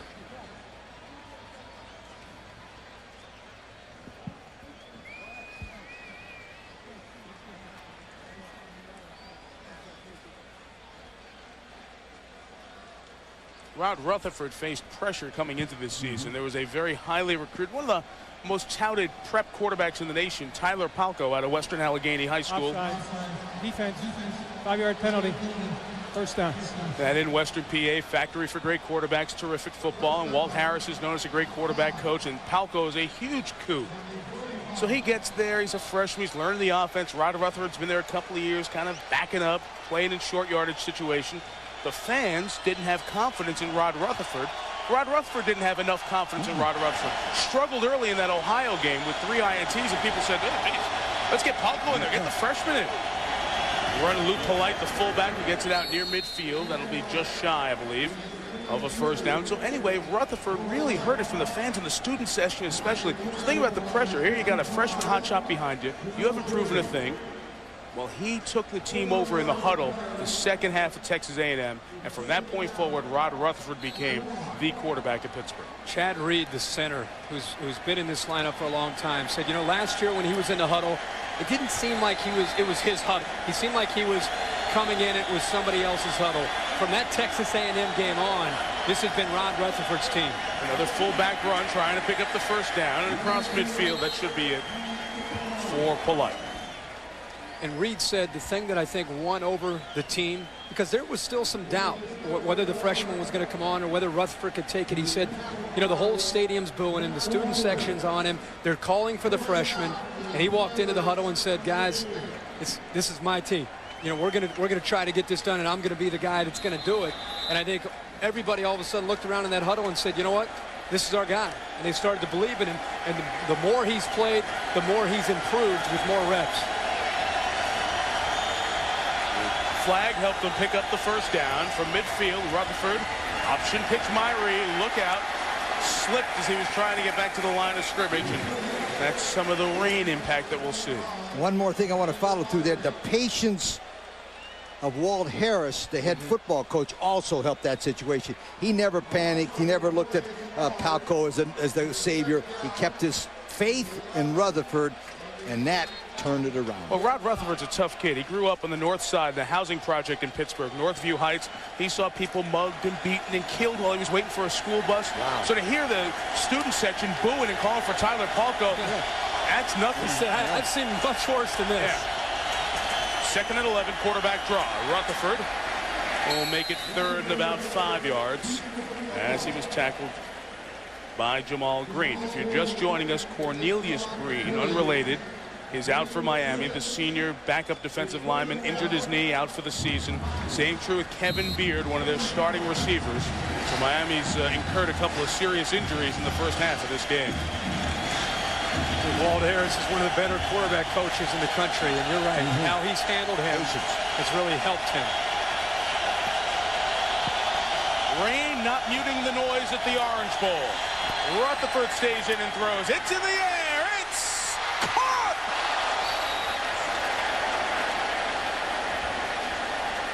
Incredible. Lamar Slade came down with it. The brother of NFL star Chris Slade, a 10-yard chain mover. First down, Panthers. Have you ever met that Chris Slade? Yes. He's a monster. I met him at the airport, and he said if I didn't say good things about his brother Lamar, he was going to come and get me. Lamar looked like a great player there. There. There it is. We're even. Throws into traffic. Antrell Roll gets a hand on it. And usually when a ball goes up like that with a Miami defense, that's an interception going the other way. Vilma had it, but Slade came in there to take it away. Rutherford forced to take time out here. The Panthers will be down to 2. Lee, were you connecting through Atlanta at that point? Or Cincinnati? Are you kidding me? What is today? I don't know where I am, much less connected through an airport. Well, you always connect through Atlanta or Cincinnati, wherever you're going. I get as many of those Delta miles as I can. Glad to have you on board for college football Thursday night from the Orange Bowl in Miami.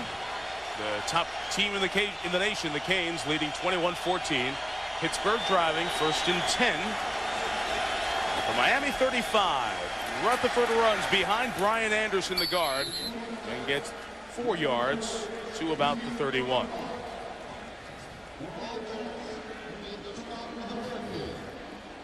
We've talked so many times about how Miami's one of the few teams in the country that can defend the run and defend it well in most cases by just using their front 4 and their linebackers. It allows them to keep their safeties deep.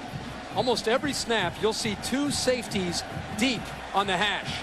See if they do it here. I know Pittsburgh's coming out in a little bit of a different formation. So they're going to always keep a couple safeties deep to prevent that big play with the pass game. They run it. Myrie can't go anywhere. That's what you're talking about with Jonathan Vilma and those couple of backers joining the 4 up front. That's enough to stop the run. It's just rare to see that. So many teams get the 8th, 9th guy down, and Miami does that occasionally. They did it a little bit there, leading the safety up. But most often you'll see Sykes stay back deep. Taylor will stay back deep. And that's to try to take advantage of having great athletic ability up front and at the same time preventing the deep ball from getting behind him. Hey, bud, is that why people have been able to run on him a little bit because they're outnumbered in the box? That's exactly right. 3rd and 7, first down away to the 25. There. Yep, they backed up there. Here's Rutherford taking off, trying to take advantage of that space. He got the first down across the 25 and to the 20-yard line. You back them all up, and when you need 7, you can get it. Yeah, 3rd and long. The safeties are thinking pass. They're getting deep, and one of the dangers of playing an athletic quarterback is if he can get through the pass rush and get through a blitz if it comes, look how it just opens up.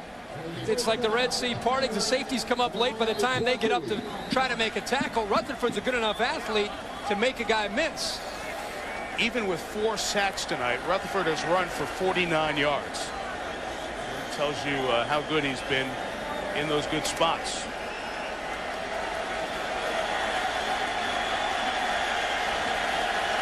Into the red zone go the Panthers. Pressure off the corner. Myrie runs right into the teeth of the Miami defense again. We've said that a few times, but that has been the case throughout. Maurice Sykes walked up from the safety spot. But if I'm not mistaken, Pittsburgh has got into the red zone twice and scored twice. And before this ball game, they were almost horrendous in the 3rd down. I mean, in the red zone. They were not good at scoring, but against Miami, who prides itself. Look at this. That's not good at all. Touchdown percentage is not 4. good at all. But what happens is they wanted it more than Miami when they got into the red zone twice, and they got it. They're stopping Myrie's run. -3 yards on 3 carries this quarter. 2nd and 11. Rutherford taking off again. Lost the football. Miami squeezed it and recovers. Maurice Sykes came up with it.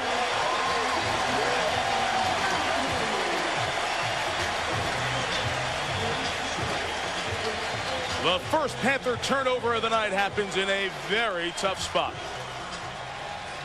You know, you hate to see this for a quarterback who's been having such a good night running the football, but he got popped. Miami came up, hit the helmet right on the football to jar it loose, and that's one of the dangers. When you're a quarterback, you're athletic, you're going to take some chances, especially against a Miami defense that loves to hit you to try to jar it loose. But your point was well taken. The Miami defender hit his helmet right on the ball. No excuse for that except great defensive play. McGahee takes it out to the 14. So Pittsburgh had a 10-play drive that went for nothing. Got in the red zone, took some time off the clock. But you don't get many scoring opportunities against that Miami defense. Now all of a sudden we're seeing a chess game. Rob Chudzinski, the offensive coordinator for the Miami Hurricanes, went in at halftime, came out, really got things going after Paul Rhodes dominated the first half. Now the adjustments continue. Let's see who can win this battle. McGahee protecting the ball as he gains only a yard or so. A 3rd and a couple coming up. You mentioned Rob Chudzinski, such young coordinators, both in their 30s, with Randy Shannon on defense. And there's Rob, who was a tight end who played with Steve Walsh and Craig Erickson, starting tight end on the 89 team, has 3 championship rings from 87, 89, and 2001. And which ring did he tell us yesterday he's most proud of? It's great. He said as a coach. Yeah. He said, you know, as a coach, you appreciate it maybe a little bit more because of all the hours and all the work that goes into it behind closed doors. 3rd and 2. Look at McGahee protected down here inside his own 20 and pound forward for the first down. You think of a back who's averaging all these yards per carry, 6.5 lead. You think the guy's looking at the home run. Rainy night, 2 hands on the ball. Just get me those 3 yards. Well coached. Now watch him. 2 hands on the ball. Remember we talked about that. We used to say 2 things. Inside, 2 minutes, 2 hands on the ball. Any kind of rain, 2 hands on the ball. Don't worry about the extra yards. Just protect the football. Good coaching by Miami's staff. Little things like that make champions. And you win 35-1 that way. On Solinger's their running back coach. Play pass now. 1st down. Dorsey looking for someone to break free. Winslow underneath. 17 1st down yards. Winslow makes the catch underneath because what happened on that side when the play started left nobody over there in white. What's happening is Pittsburgh's defense is starting to cave in on the play action and on the run, and those plays that they were going to earlier by trying to get the ball outside to Winslow are now all of a sudden working because the defense is flowing to stop McGahee. And also Dorsey's a little sharper now. He's 4 for 4 this quarter. Nice rhythmic passes, not that rollout stuff they started in the first half. I didn't like that. Out of the gun, inside handoff with McGahee. Sees Claude Harriet. Tried to spin away, but will be taken down for a 7-yard loss. Jake Holthouse, the backup nose tackle, ended up finishing it off, but Harriet made the play, stopping initially. That Claude Harriet is quite a story. He came from Belgrade, Florida, and you guys don't know much about that, but that high school program down there is as good as anybody in the country. When he was in high school, they were 27-2 for the years that he plays. He's an outstanding player. He was not recruited from Miami. Remember, he told us he really wanted to play this game. He said he's been looking forward to this game since last year. Dorsey's throw to Winslow underneath. Gets back some of the yardage lost. You'll have 3rd and about 7, let's say, for Miami coming up here. Those of you might just be joining us. Our ESPN game check. #1 Miami trailing a good part of the night. Dorsey coming through. He's hit all of his passes, all 5 in this 3rd quarter. A 30-yard touchdown to Andre Johnson on the opening drive. Pittsburgh marched it down the field some 50 yards. Then Rod Rutherford had it knocked out of his hands. And the fumble recovery got it back for Miami.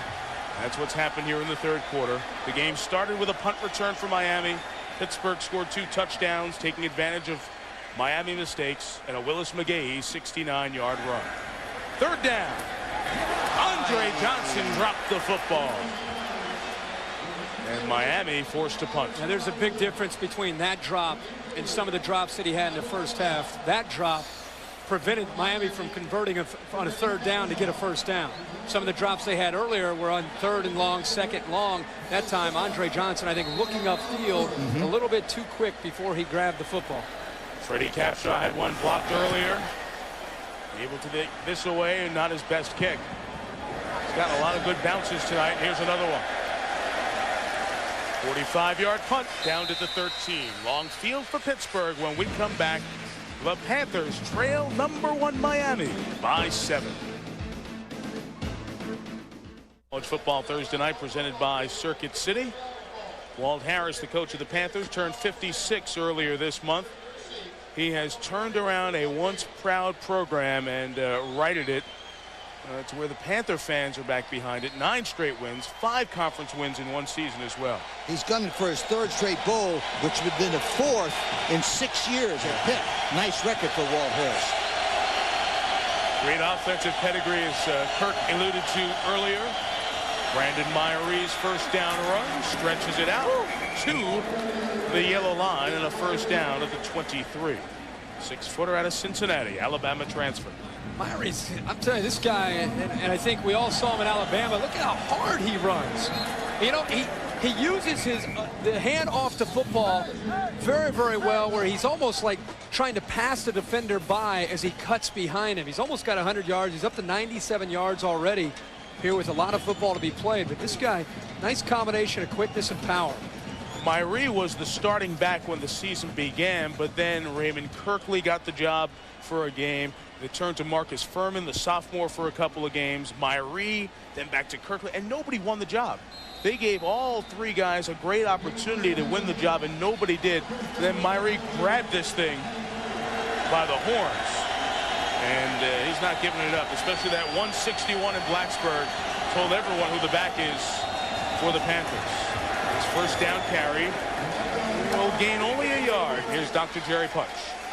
Guys, when we sat and talked to Brandon Myeree last night, you heard Herbie just a minute ago mention how he cut behind a defender. He said the biggest difference from him in sitting out a year after the transfer at Alabama was he spent the entire year, along with getting in better shape and conditioning, watching film and learning to be a better running back. By watching film with some of the coaches and talking to some of the offensive coaches, he learned that you can do that. You can cut behind a defender. That's one less guy you have to run over or tackle you have to break if you're smart once you break the line of scrimmage. So he said watching film helped him immensely. He said, I got probably half my yards by being smart this year and not having to be that physical. You know, Doc, I'll never forget when Sean Alexander left Alabama, and I said, who's going to be the next back for the Crimson Tide? He said, watch this young guy, Brandon Myeree, before he transferred. He felt he'd be the great back, the next great back at Alabama. 2nd and 8. That's Fitzgerald, their big receiver at the bottom of the screen. Option Myeree. Speed to get out there. He cut it back inside. And real nice running instincts there, Coach, to get him out to 3rd and a couple of yards. Well, the thing I like about Myeree, it looks like every single time he gets hit, he moves forward. I have not seen him get knocked back yet. And this is Miami's defense. Again, a perfect opportunity. He cuts back, protects the football real well, and then, boom, see, he delivers the blow just before the point of contact. This is a kid who's been around tough times as well, raised in a rough section of Cincinnati in a single-parent household. He calls his mom Dolores a saint. He went to high school at Winton Woods High School that turned out 150 Division I players. Very few as good as Myeree. A flag here before the play is snapped. We have Alfonso Marshall of Miami, the DB, saying Lamar Slade moved as receiver spot, and that's going to make it 3rd and 7.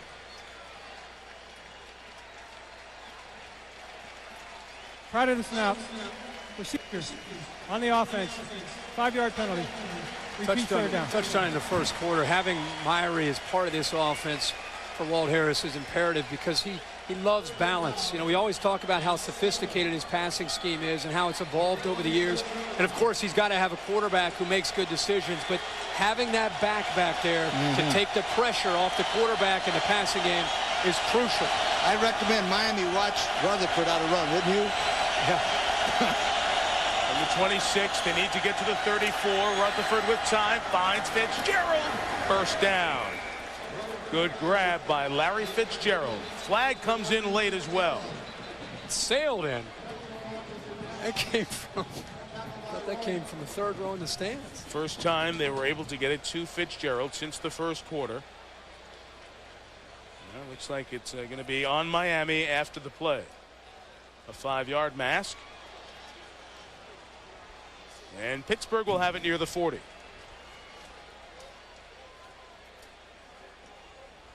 Face mask on the defense. 5-yard penalty. First down. Interesting decision here by Randy Shannon. The zone blitz. He's going to drop a defensive lineman, 99, Andrew Williams, and he's got a defensive back. I mean, they knew that they're going to try to go underneath to Fitzgerald, and still they were able to exploit that and pick it up. Very slight face mask, and enough for the first down for Pittsburgh. The definitive 5-yard face mask there. They had the first down with the catch alone. And this snap will take us inside 1 minute, third quarter at the Orange Bowl. Rutherford could not get to the edge, pulled down by D.J. Williams. Well, a couple of times you've seen the speed of D.J. Williams. You know, sitting here, and I just wanted to make sure that I looked up the scoreboard again. It's only 21-14. I mean, it was almost like Miami was a given to win this ball game, and they were winning it, and we're just sitting here. It's a matter of time. You know, one play, and it's scored. It's 21-14 Miami over Pitt going into the fourth quarter. The thing that's crazy is one play, it could be 21-21, and two plays, it could be 35-14. Exactly. One of those kind of games. Larry Fitzgerald is bleeding. You can see the blood there from his lip, and they see it all over his jersey. And because of the rules that were put in now some 5 years ago, Fitzgerald is forced to come out until the bleeding stops. And because of the injury to Billy Gaines, the Panthers are thin at receiver, so it's tough to go to these 4 receiver sets with Fitzgerald out. 2nd and 15. Rutherford's pass high in the air and incomplete. Bynes couldn't come down with it, and it was in danger of going back the other way as well. Pittsburgh's had to bring in a walk-on, Yogi Roth, number 82, to come in and fill in some of these receiver sets. That almost looked like the NHL. You know, there's some serious blood flow there. That's pretty tough when you got a face mask on. That's right. To get that kind of. That's right. Need to get to midfield. There's Yogi Roth, 82. Yogi's in motion. Rutherford throws. It is out of bounds. Incomplete. They say a foot on the sideline. The Pittsburgh staff cannot believe Lamar Slade was not in bounds, and they'll punt it away here at the end of the third quarter. Let's get a look here. Officials seem to be pretty definitive about the call. It looked good from here, but sure. Oh boy, he's in. You know why he's the in? pitter patter. The left foot come down before the right. He saw the right. The left came in first. Yeah. Yep. Andy Lee to kick it away. Roscoe Parrish awaits. Snaps were high earlier. They've been better recently. Good snap, good punt. Punt that covers 45 yards and is fair caught by Roscoe Parrish at the 20-yard line.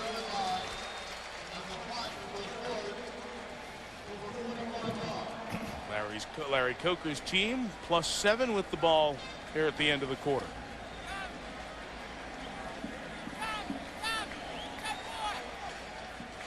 Funny, John Cooper, of course, Ohio State Michigan Week, talking a lot about Coach Cooper. John Cooper, a part of both lives of the head coaches here. Walt Harris and Larry Coker both served, although not for a long time together, a very short period in Columbus on Coop's staff.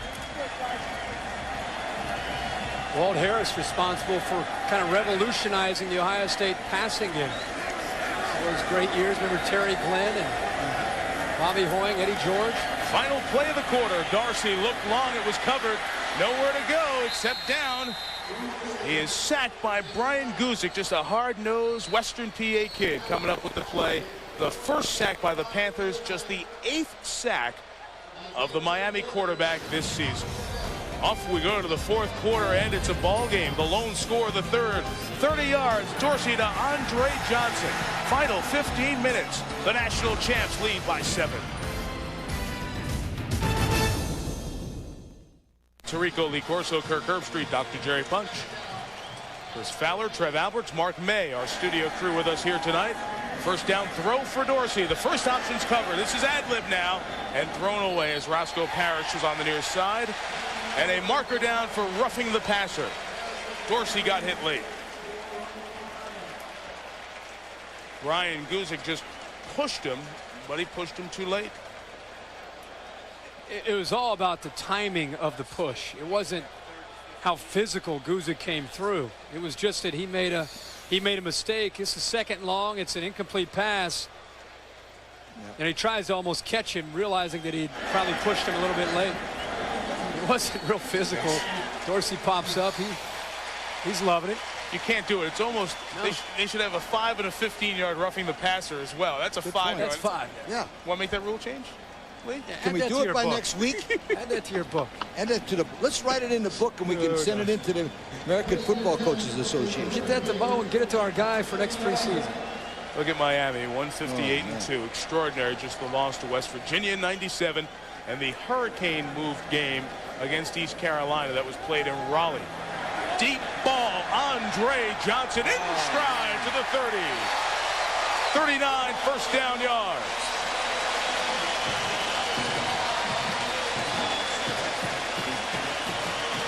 Second time those two have hooked up here in this second half.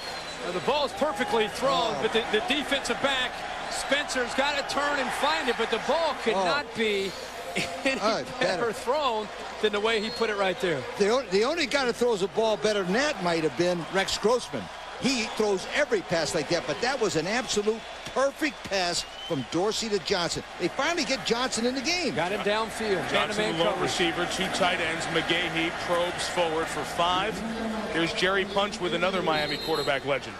And how about the architect of the 1984 Orange Bowl upset of Nebraska that developed a national championship for the Hurricanes, Bernie Kosar. Bernie, thanks for coming down and talking a little bit. Talk about Ken Dorsey. They say he's not quite as flashy as some of you guys that came before, but how do you measure leadership? Well, it's perfect timing to come down and talk about Ken after a great audible like that and picking the bump and run coverage. But coming from me, someone who wasn't probably the most flashy athletic guy myself, Ken has an unbelievable leadership. His competitiveness and the way he plays at the end of games and in tough situations, he's an outstanding champion. Ask you about the Heisman after the play. 2nd and 6 is the play, Jerry. It's a play-action Dorsey pass down the seam. First and goal, Miami. Quantrill Hill, 13th catch of the year for the fullback. Go ahead, Doc. His detractors say he does not have Heisman-type numbers and doesn't have Heisman-type plays. What are your thoughts? Well, I really disagree with that. I've been a little disappointed. I think some of the criticism that he's been receiving is almost personal and a little vicious. And Ken's conducting himself in an outstanding way. And the way he plays on the field, I think, speaks for itself. And he's doing and winning against some of the toughest competition in the country. Michael? First and goal, Jerry McGahee turns the corner, dives for the end zone, touchdown!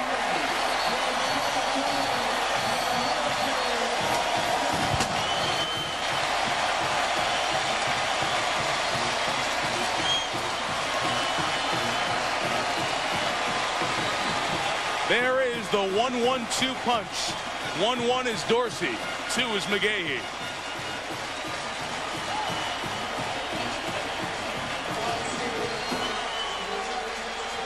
Touchdown 19 on the year for Willis. Extra point number 48 on the year for Todd Stevens. Thanks to Bernie Kosar for joining us as he watched Miami exhale for the first time here tonight. All those Heisman guys that just want to give you Dorsey's 7 for 9, 143, a touchdown. Set up that one in the second quarter when he needed to get it. Dorsey's the champion. I'm telling you. Well, they slid back on their couches in Iowa City and in Pullman. The Trojan fans, the Irish fans, the Sooner fans in Norman, all those hoping that either Ohio State or Miami would stub their toe. Miami was in trouble. They now lead by 2 scores. Pittsburgh will have 80 yards to go to get closer. Willis McGahee, watch this touchdown run.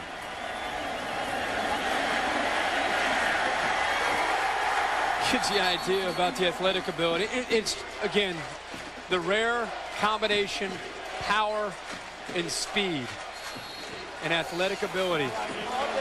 We've seen some great backs in the country this year. It's a great argument. Willis McGahee, Larry Johnson, Chris Brown, they're all great backs, and they all have that combination of power and speed. From the 20, Rod Rutherford hit as he threw, incomplete. Vince Wilfork put on the pressure. You know, McGahee now is over 1,300 yards in the season. This is one of the best plays that I've seen in the second half.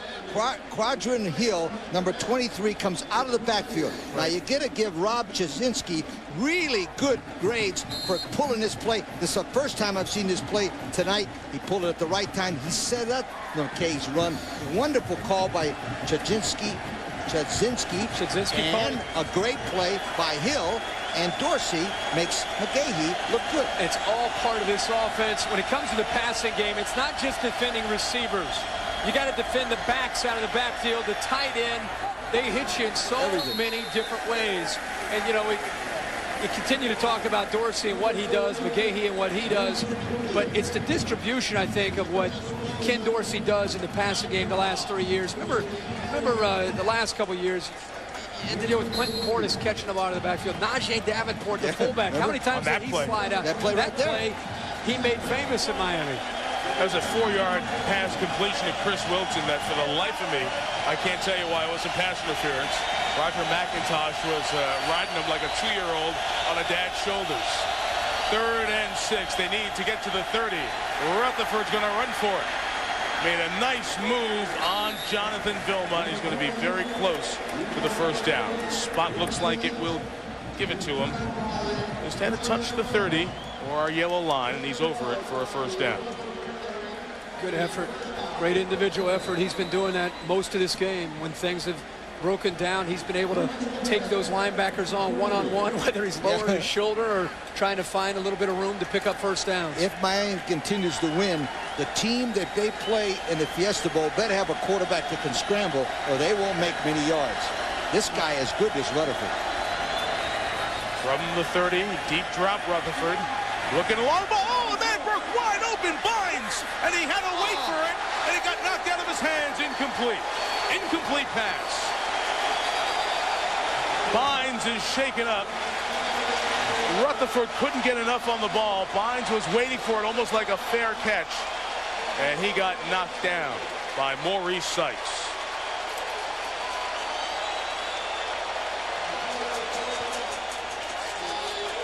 Defensive backs coach Mark Stoops over there with his guys in the secondary.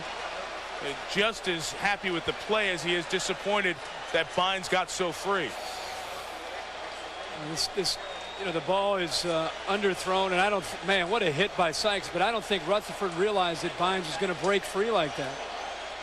Now it becomes a fair catch. You're a sitting duck.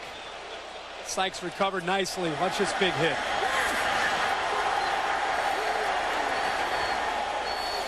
You just hope that the worst of it was Bynes getting the wind knocked out of him. The way he was exposed and took that hit, he's sitting up now. It clearly was not possession, obviously.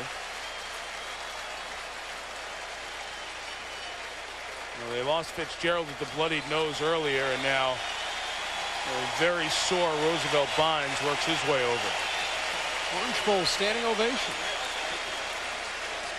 Bynes coming off the field there from Fort Lauderdale. Mark Stoops, younger brother of Bobby, the head coach at Oklahoma, and Mike Stoops, defensive coordinator at Oklahoma, doing a good job here with the secondary. You know, he's his secondary coach. He lost his top 5 defensive backs off the best secondary in the nation. Everybody thought, what a weakness. Well, coming into this game, leading the nation in pass defense, leading the nation in pass defense efficiency. Mark Stoops, very enthusiastic, just like the other Stoops brothers, has brought that kind of attitude here to help this Miami secondary out, and they're playing great. They've played great throughout the season, Kirk. Pass defense, #1 in the nation, as you see there.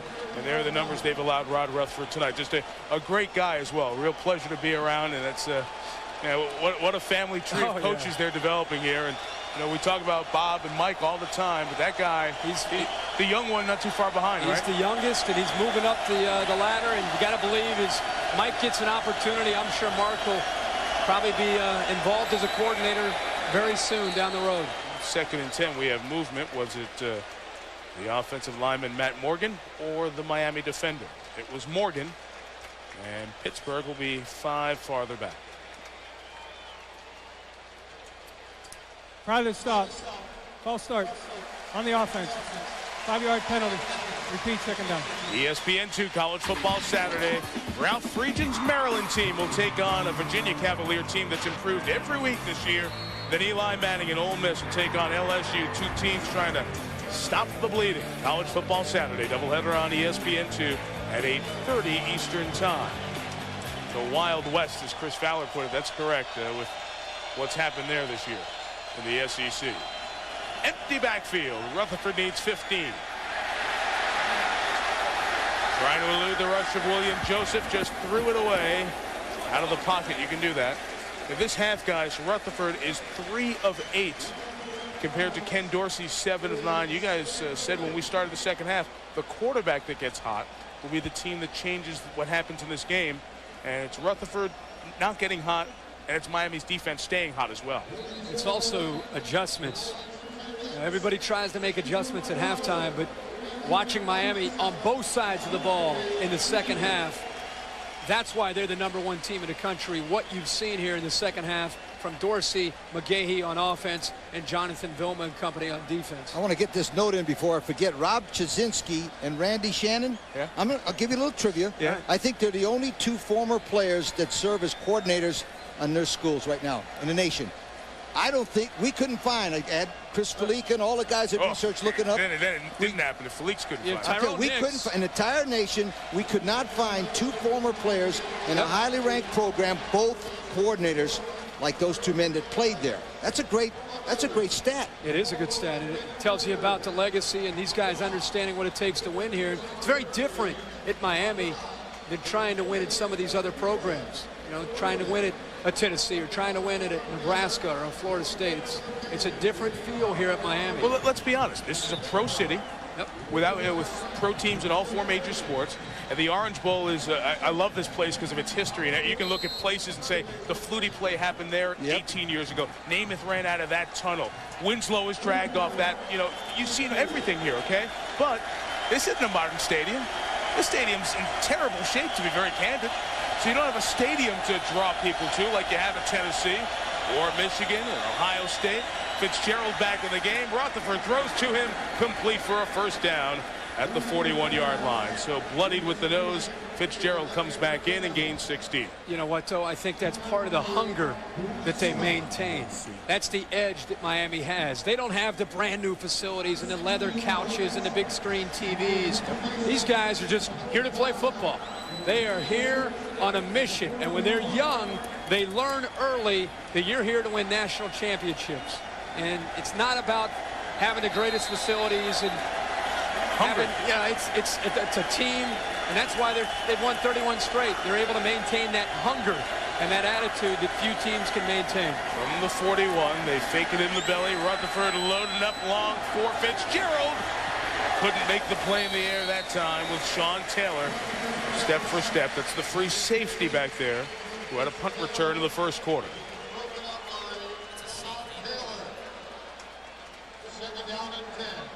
Got him a New Jersey after he was bleeding. Looked to be bleeding a little bit more as well. Taylor's got size, too, so he's not only athletic, he's been making plays all night tonight. Sean Taylor, you know, he's 6'3", as you said before, and 220 pounds. That's a big safety. But the thing I like about him the most, he seems to have a sixth sense of moving quickly to the ball with good makeup speed. But that's what you guys were talking about earlier, that safety's home. Yeah. Oh, yeah. You know, you lost Ed Reed off of this defense last year. Sean Taylor's been asked to step in, has really filled that gap. Quarterback draw, Vilma hits Rutherford after a gain of 9. You'll have third and a long yard coming up as we approach 11 minutes here in the fourth. You know, he's only a sophomore, and as a starter, he's still a young player Getting back to Mark Stoops, he feels that Sean Taylor, before it's all said and done, will be one of those special players for the Miami Hurricanes by the time he's done playing football here. Not only that, played special teams. Blocked the punt, returned the punt for a touchdown, been all over the field. Huge play, officially 3rd and 2.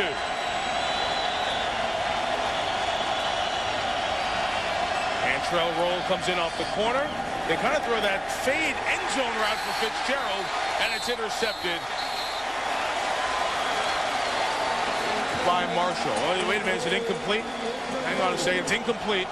It came down and the ball came out, so it is not a catch. It's ruled incomplete. They're going to kick here on 4th and 2 at midfield. Yes, they are going to punt with 10:40 to go. Interesting play call there. Interesting play call on 3rd and short like that, but you know, they were starting to cheat 7 or 8 guys in the box. He almost had to get it outside, but how about Miami's adjustment to that fade? Yeah. Right? Fitzgerald is now being double teamed every time they try to put the ball up in the air, but Rod Rutherford needs to give him a better chance by putting it in a place where he can make that play. Lee, I'd take the delay of game penalty here. That's the snapper who wasn't sure which guy was going to snap. Jonathan Sitter. You don't want a snapper rushing the snap, do you? Not. No, yeah, you do. He snaps it better. Thanks. Perfect. I was waiting. That's good. It's rain. Give me the clothespins. You're going to hang me out to dry like that. Parrish from the 12. Roscoe Danson staying alive, trying to get to the sideline. And up the sideline. Roscoe Parrish tripped up at the 40-yard line. He almost had one there.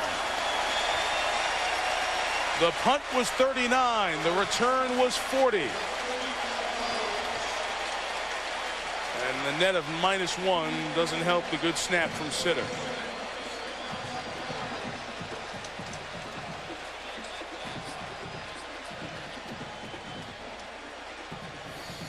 Remember a guy by the name of Santana Moss? He used to play here. I know this is a young wide receiver at Miami, but look at the blocks. They're set up perfectly. And look at the speed there and the quickness. I'm telling you, this guy, Roscoe Parrish, is going to be another Santana Moss here for Miami. Look at him staying bounds there. The thing I like about him the most is once he saw that opening, there was no more. It was. And that's what you like about a guy returning a punt. Chris Wilson was the one who made the touchdown saving tackle as Parrish, the redshirt freshman out of Miami Senior High School, was coming off the field, and Wilson is the one who they're looking at over there on the sideline with 10:20 to go. Chris, who's done a very good job this year in the offense stretching the field. Down the middle is some good speed. 15 catches on the season, an average of over 20 yards per. Those of you just joining us, SportsCenter comes up as soon as we're done from the Orange Bowl in Miami. This college football Thursday night presented by Circuit City. Miami is looking for a 32nd consecutive win at what I contend is one of the great accomplishments in sports here in the last 5 years. You see Pittsburgh's Brandon Myrie has run for over 100 yards, part of the Panthers total, but Willis McGahee 156 and 2 touchdowns. Ken Dorsey's numbers don't look good. In the first half they weren't good, but he's been very sharp, 7 of 9 in the second half. Larry Coker's team is in position to stay in position and be 2 wins from the Tostitos Fiesta Bowl, January 3rd.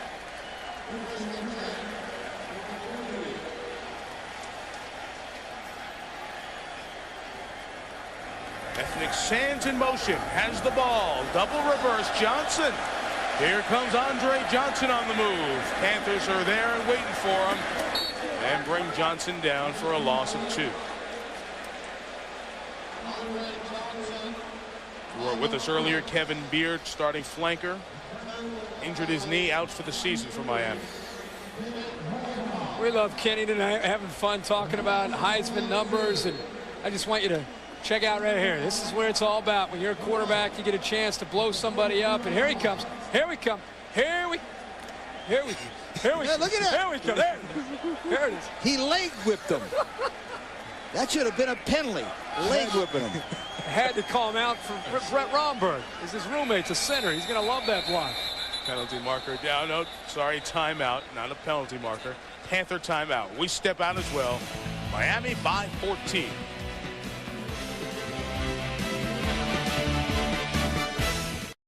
ESPN College Football Thursday Night, presented by Circuit City. We know how you feel. That's why we're here. Circuit City, we're with you. And in part by Audi, with the performance and safety benefits of Quattro all-wheel drive in every model line. Back at the Orange Bowl in Miami, with SportsCenter coming up as soon as we are done. Miami leading by 14 with 9:31 left here in the fourth. This is 2nd and 12 after the 2-yard loss in the reverse, and Miami putting it in the air. Dorsey to McGahee. What a good play by Gerald Hayes. That gives you an example of why he's such a good player. Gerald Hayes is the first Pittsburgh defensive man in 14 years to achieve 3 consecutive 100 tackle seasons, 103. We talked about Gerald in the beginning of the ball game that we thought that he would spy on McGahee in all situations, even screens, and there he is making a great play. He's been able to beat McGahee to the corner quite a bit. Unfortunately, the rest of the defense hasn't always been flowing with him, so McGahee's had to cut back because of the speed of Hayes to get outside there. He's a big kid, too. You want to talk about a kid who wants it? Yep. February, a Friday, linebacker coach out recruiting, 7 o'clock at night, knock on the door. Gerald Hayes came to watch film in February on a Friday night at 7 o'clock instead of going out. Talk about a guy who wants it. Gerald Hayes. Canes timeout. Be right back with the OB. 14 aerial views courtesy of the Goodyear Tire and Rubber Company. With us is the Goodyear Blimp Stars and Stripes, continuing a 77-year tradition as the aerial ambassador and icon of the 102-year-old company. Great to have the Goodyear Blimp with us tonight at the Orange Bowl. You know, it's a big game when they got a blimp in the building. Wow. We got, hey, Chris, Trev, and Mark here, and a makeup lady. We knew it was big when they had a makeup lady. Yeah, you're right. They told us that in the meeting. The makeup lady came in for this. 3rd and 11. McGahee inside handoff, tracked down from behind by Hayes, who set him up for a shot from Tez Morris, redshirt freshman out of Hamilton, Ohio. There's that kid one more time. Hayes, I talked about him knocking on the coach's door February, Friday night to look at film. He also asked with his coaches, ask the NFL scouts what I need to do better. I want to work on all the little stuff. And he focused on the little stuff. Well, looky here. We're going to try a field goal for 59 yards for Severs.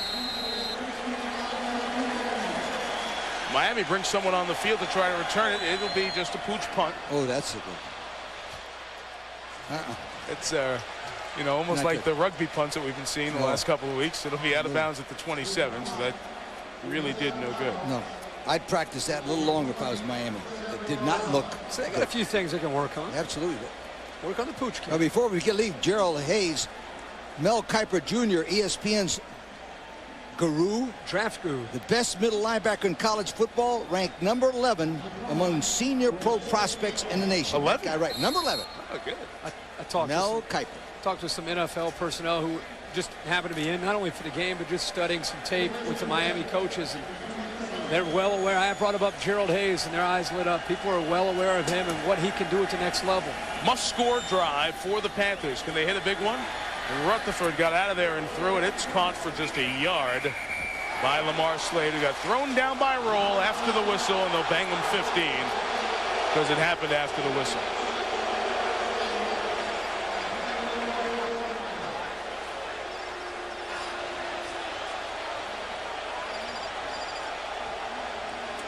Dead ball, personal foul. Against the defense, 15-yard penalty, first down. Let's go check in with Dr. Jerry Punch. Guys, updating Roosevelt Bonds. You saw him take that pretty hard lick to the chest a little bit ago. They've been examined him on the sidelines, and basically a contusion, a bruise to the sternum and rib area. Bonds waiting for that pass and got hit with his arms in the air. Earlier, you saw Larry Fitzgerald with the bloody nose on the face mask. Fitzgerald told the players that, told the team that the fist came inside the helmet and popped him in the nose. That's why the bloody nose with the face mask. And, of course, Will Fork done for the night to the defensive lineman for Miami. It's 2 Miami linemen done for the night. Little shovel pass to Myrie. Was a lot of total yards here tonight. Brandon already over 100 yards rushing and 7 receiving yards there. Yeah, we're almost talking like this is a game that you can put in the books and move on. But for Pittsburgh right now, they're thinking, let's score quick. You know, to kind of try to get a big play here. I don't know if they can afford to try to continue to get 4 yards, 6 yards, even if they're successful moving the ball downfield, because it's going to take too much time. With 7 minutes and counting, they've got to hit a quick strike. But if they go for too quick a strike, Miami's going to intercept it and go the other way. Draw, Myrie. Hole closes quick. DJ Williams comes in there. Join Matt Walters making the tackle. Walters, a fifth-year senior out of Melbourne, Florida.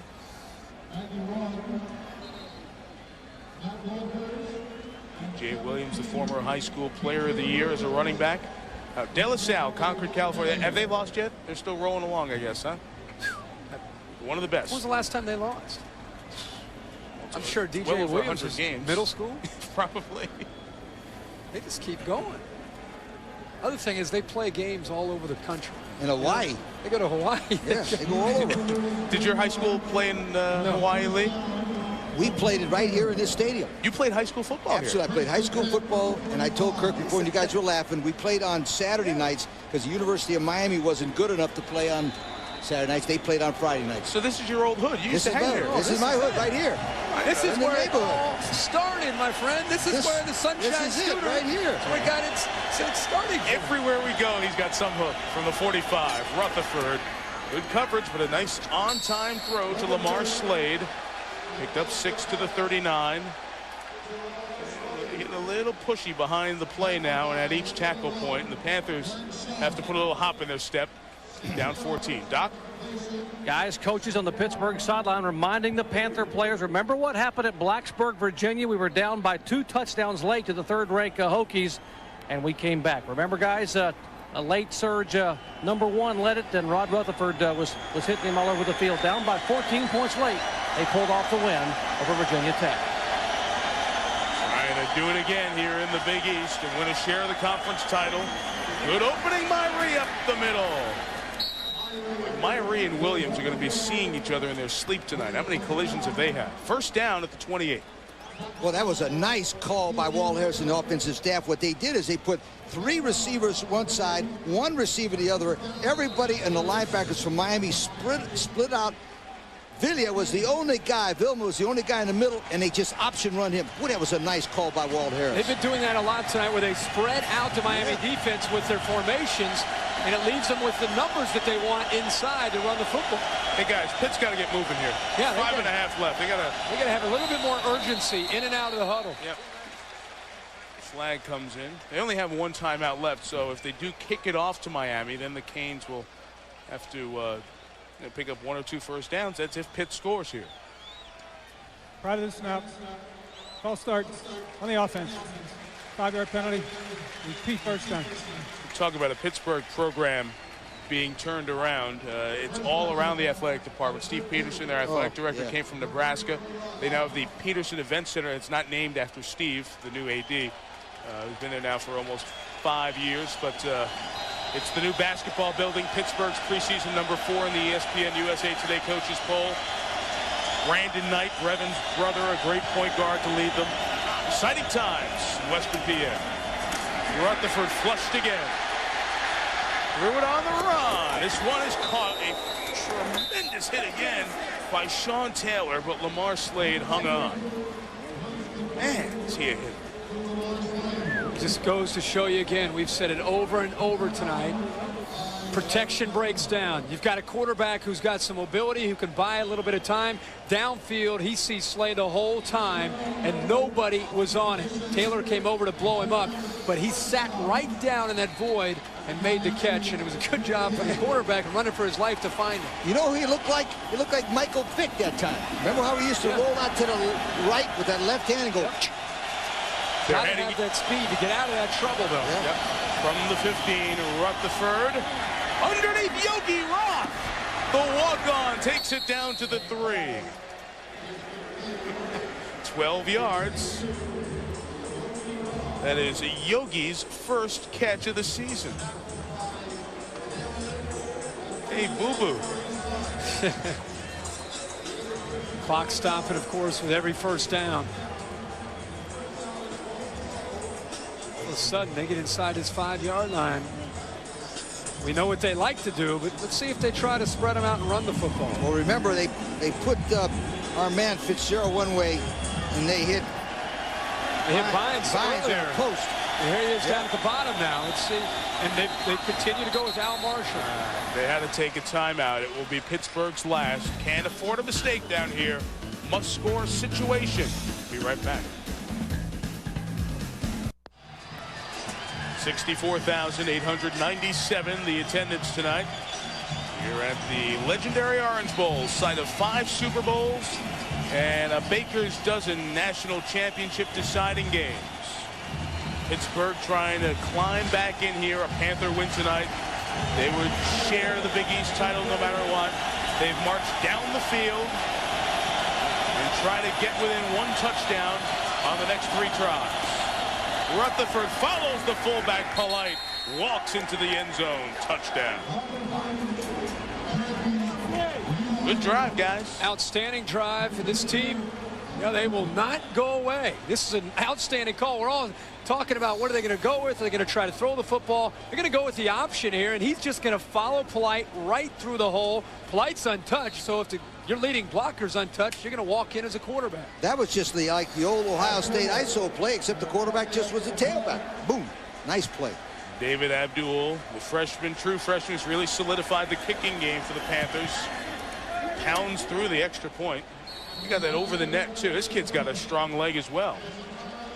Rod Rutherford was 5 of 5 on that drive for 47 yards and a 3-yard touchdown run. Takes the Panthers 8 plays, 73 yards, and hold the phone. The guys from Western PA are still in it. Pittsburgh, an impressive score drive, but here's where they sit now. Down 7, out of timeouts, 4:37 to go. So they're going to have to turn it over to their defense to try and stop Miami, or at least limit them to 1 or 2 first downs at the most, since they have no timeouts. Walt Harris talking to Marcus Furman, his sophomore running back. Roosevelt Bynes there as well. Jason gathers from the 1. Has a little bit of an opening, and it closes up quickly at the 23. Nice tackle by Malcolm Postel, backup linebacker. NBA Friday on ESPN. It starts with NBA shoot-around at 7:30 Eastern with Kevin Frazier and Tim Hardaway. Then Allen Iverson and the Sixers go to Toronto, and you'll see Elton Brand and the exciting LA Clippers take on the Denver Nuggets. Our NBA Friday doubleheader tomorrow night on ESPN. You're talking about first downs and how many they can give up being out of timeouts. I think it depends on how quickly Miami were to gain a first down. If it were 3, maybe on 3rd down, they converted. Now you're talking about this game coming down to just a final minute or so. Don't forget, they're very good at creating turnovers. 31 on the year. From the 22, Jason Gathers runs for 4 and a flag down for holding. Thrown right at Eric Winston. So interesting that Gathers comes in for his first carry of the night, and now McGahee comes in off the bench.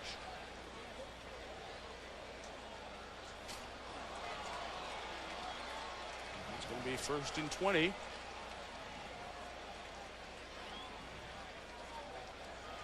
Here's Willis back in there.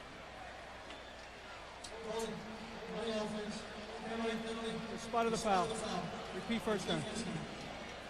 They're going to be in 1st and long here. You got to wonder the confidence that Miami has. It makes sense logically to run the football to keep the clock moving, but with as much confidence again that Larry Coker has and Ken Dorsey, you got to wonder if they try to catch him off guard. Not necessarily here, but later on, try to throw the football to catch Pitt off guard.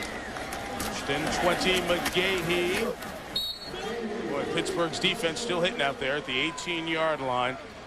Brett Romberg slow to get up. Miami's center took a shot on the knee there, and he's coming off. So Romberg, who is a rock and roll musician, Dorsey's roommate, comes out, and Joel Rodriguez, the sophomore center, comes in. Very important.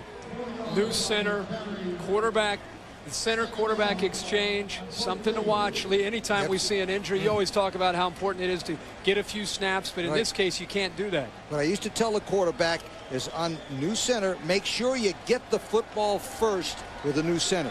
Don't be pulling out of there too fast. Second and 14. Good look at the snap there. Dorsey's got it. He's looking for somebody open downfield and just gets rid of it. As he was being pressured, that stops the clock here at 3:17 to go. That was my point. Would they try it on second down? It was good play action. Try to catch him off guard. Try to catch him napping to come backside to McGahee. But the Pittsburgh defense very disciplined there. Paul Rhodes, boy, he has put together a heck of a package tonight. And his kids are executing it against one of the best offenses in the country. And remember, I know this is ahead of itself, but if they do stop him, remember, Capshaw's had 4 blocked this year, 1 by Pitt tonight. Remember that. That's a very important play 2 plays from now. New center for a shotgun snap. 3rd and 14. Executed a little high from Rodriguez. Dorsey throws underneath McGahee. Put on the brakes, but could not escape Hayes. So Pittsburgh to get the ball back probably with about 2:20 left on the clock. Get Paul Rhodes. Is he fired up or what?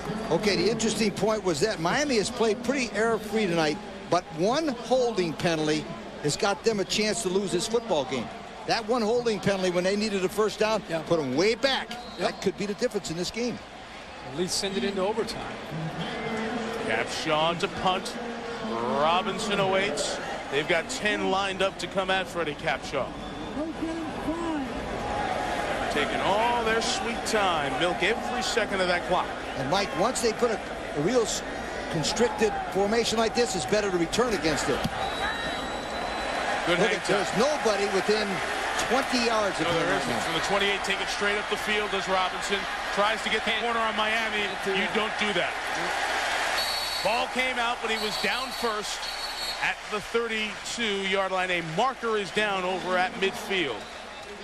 What Miami did there was very, very important and very smart. They brought their formation in so they wouldn't get it blocked, but they almost got a return against it. And a block in the back is coming up here on Pittsburgh.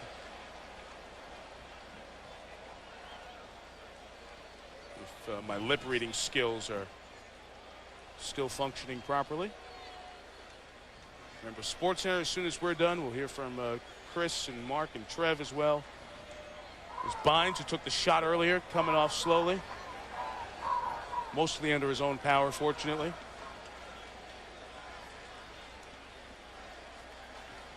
We got a long explanation coming up here. This will be good. Settling. Blocking the back against the kicking team. After the reception, 10-yard penalty, first down. Is that the first we've seen it? That's rare that you get a block something you in the don't see back. it. Pitt catches a break with a couple penalties here. Yes, 2 penalties. In the last few plays. And those penalties almost beat Miami early in the season. Wow. And Larry Coker was very concerned about the penalties. Here we go, boys. Walt Harris's offenses are known for their ability to execute to 2 minutes. They work on this a lot in practice. 58 yards away from tying the game. Rutherford in trouble. Rutherford is sacked for the 6th time tonight. And remember, no timeouts. Yep. Loss of 7. William Joseph out of Edison High School here in Miami made that play. A little more time. Now it's closing up. Face mask. Face mask flag. Is it 5 or 15? Andrew Williams got him. 5 maybe?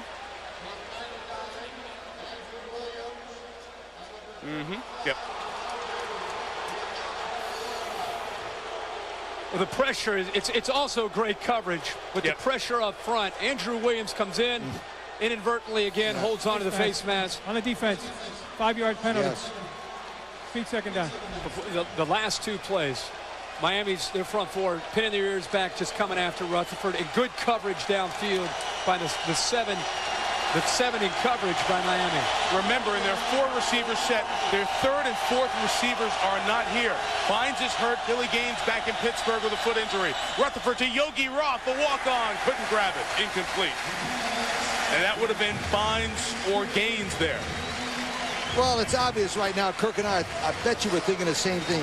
throw the ball to Larry Fitzgerald, not Yogi Berra. I mean, if you're going to win the ball game, you got to get the ball anywhere near number 1, Larry Fitzgerald. The problem is you're thinking that, I'm thinking that, and you know who so else what? is? Well, Randy Shannon's thinking that in the last 2 plays. I've been watching him. They've got a guy following him downfield and a safety also sizing up. So double coverage, still He'll throwing. jump it. He'll get it. They've got Eric Gill, a tight end in the slot there. Their tight end's out too. I forgot that. Rutherford's throw is caught by I say Fitzgerald. nothing. Put a guy in front of him, put a guy in back of him. Don't ever try to throw the ball to anybody except this guy, Larry Fitzgerald, right now. Again, they tried to do that. They're going to put coverage. They got a corner that's following them, a safety behind. I know. Hey, where's that been all game, though? I know. Guys, this is amazing. Their 3rd, 4th, and 5th receiving option not on the field because of injury. Underneath. Same place, same town. Fitzgerald first down at the 35. Clock stops to move the chains. $1:13 to go. Pittsburgh out of timeouts. See Pittsburgh and see the composure. See what I talked about with Walt Harris's system. This is something they're very comfortable in, even though it's against all odds here without the timeouts. And it helps to have Larry Fitzgerald on your team. 65,000 strong. The Orange Bowl on their feet. The blitz not picked up, and the pass incomplete for Lamar Slade. DJ Williams came off the corner to put the heat on. $1:06 to go. Can you believe it? There's a minute 6 seconds to go, and a 31-game winning streak is on the line, and we're here watching it. The second best winning streak in modern football, when you consider ahead of them that didn't happen post-World War I is Toledo's 35-game winning streak. That Toledo team was never in the top 10. Only Oklahoma in major football has won this many games in a row. And we are here. Life is good. Fitzgerald at the bottom. See if they try to go to him again. On 2nd and 10. They throw high. Slade incomplete. The flag down deep in the secondary. It came in the secondary as the ball was thrown to the left. The Pittsburgh coaches are going absolutely crazy, and I can't tell if they're fired up out of excitement. I think it may be pass interference on Miami. The Pittsburgh coaches were going absolutely crazy because the call was on that side of the field. I mean, it happened 50 yards away from where the ball was. It almost has to be a defensive hold and not pass interference when it's thrown all the way to the other side of where the ball is. That's an automatic first down as well. Another costly penalty here in the closing minutes against Miami. On an eligible pass receiver, it's a 10-yard penalty and first down. Wow. I'll give you an interesting scenario. Yeah? If Pitt scores, do you go for 2? No. Okay, I just thought I mentioned it. Just thinking about good it. Question. The only reason is 28-14. You score too late. You got some momentum. You say go for 2? I say, you know why? I went one time for an overtime and I lost, and I said the next time I ever had momentum like that, I go for it. The hell with it. They won an overtime this year against Boston College in Pittsburgh. Fitzgerald's the move man from the 25. Rutherford looking his way. Throws underneath. Slade can't hang on. And Alfonso Marshall, the junior, is around the ball almost every time it comes to the near side. 55 seconds remain in regulation. Rutherford doing a nice job here. I know they've caught some breaks, but doing a good job considering the pressure that he's under. If it's exciting here, how is it in Sooner Nation and Hawkeye country? And Buckeye Nation. And out in the Palouse. Do you think some folks who sweaty palmed off their couches watching here tonight? 2nd and 10. Once again, Fitzgerald the move man. Rutherford locked on this side. Throws for Bynes. Incomplete again. We've had some combination routes run on this side, and nothing's come close to completion. I'll tell you something. This is a test, not only of character, but conditioning. You're out in the heat and humidity. It's almost like running, 20-yard sprints. These receivers and these defensive backs are going one-on-one, play after play after play, and very few guys are coming in and out of the game. And I got one for you. Total plays. Miami's run 48 plays tonight. This is Pittsburgh's 87th snap. Miami put Orlin Harris in a fresh pass rusher. Number 92. 3rd and 10. 4 in the pattern. Underneath Yogi Roth. Gains 5 to the 20. The clock will move. It's 4th and 5. They have to get to the 15 for a first down. And they don't need to be at the warp speed here. No, just take it. Call your play. Where is number 1, Kirk? Number 1's the slot at the top of the screen here. If you're going to beat the number 1 team in the nation, try to get the ball to number 1. Miami trying to get to 32 in a row. Rutherford throws down the middle. Incomplete for Ross. And the Canes survive and keep the championship dream alive. What a tremendous effort by the Pittsburgh Panthers. Guys without their third, fourth, and fifth receiving option. Miami survives, and Lee said it. Tremendous effort here by Pittsburgh to come back after everything they were under, and just maybe about a foot away from having a chance here to catch that, and a point away from kicking it for the tie. Larry Coker. Had him all the way. All right, let's go. Here we go. Had him all the way. Victory. I tell you, that's a great effort by Walt Harris and his staff in Pittsburgh. But they keep the streak alive. Miami's won 32 games in a row. Next stop, the Carrier Dome in Syracuse in 9 days. 2 wins from the Tostitos Fiesta Bowl atop the BCS standings. And credit to Pittsburgh. This is a Panther team that has arrived. Pittsburgh earned a lot of respect, I think, tonight, not only in the Big East Conference. Walt Harris has been trying to build this program for the last 6 years. You don't want to say they've arrived, but they've taken a step tonight to gain a lot of credibility in this conference. 19 carries, 159 yards. Willis McGahee is our outie player of the game. Here's Jerry Punch standing on the sideline with the Miami Hurricanes head coach, Larry Coker.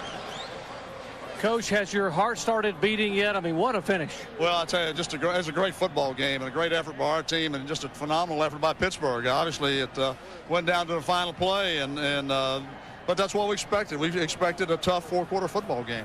You talked about it being a focus game. Your guys came in very focused early on, but you came up against a very tough Pittsburgh football team. A lot of guts from their defense. Well, no doubt about it. That's why they're one of the top teams in the country. This is not the first time they've played great defense. They've done it now for 2 years.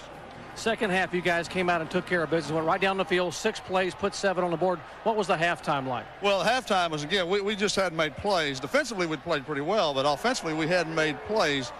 We talked about just being ourselves, going out and playing Hurricane football, and we'd be fine. Well, Coach, you're 2 wins away from the Tostitos Fiesta Bowl. Good luck to you. All right, thanks, Jerry. Mike?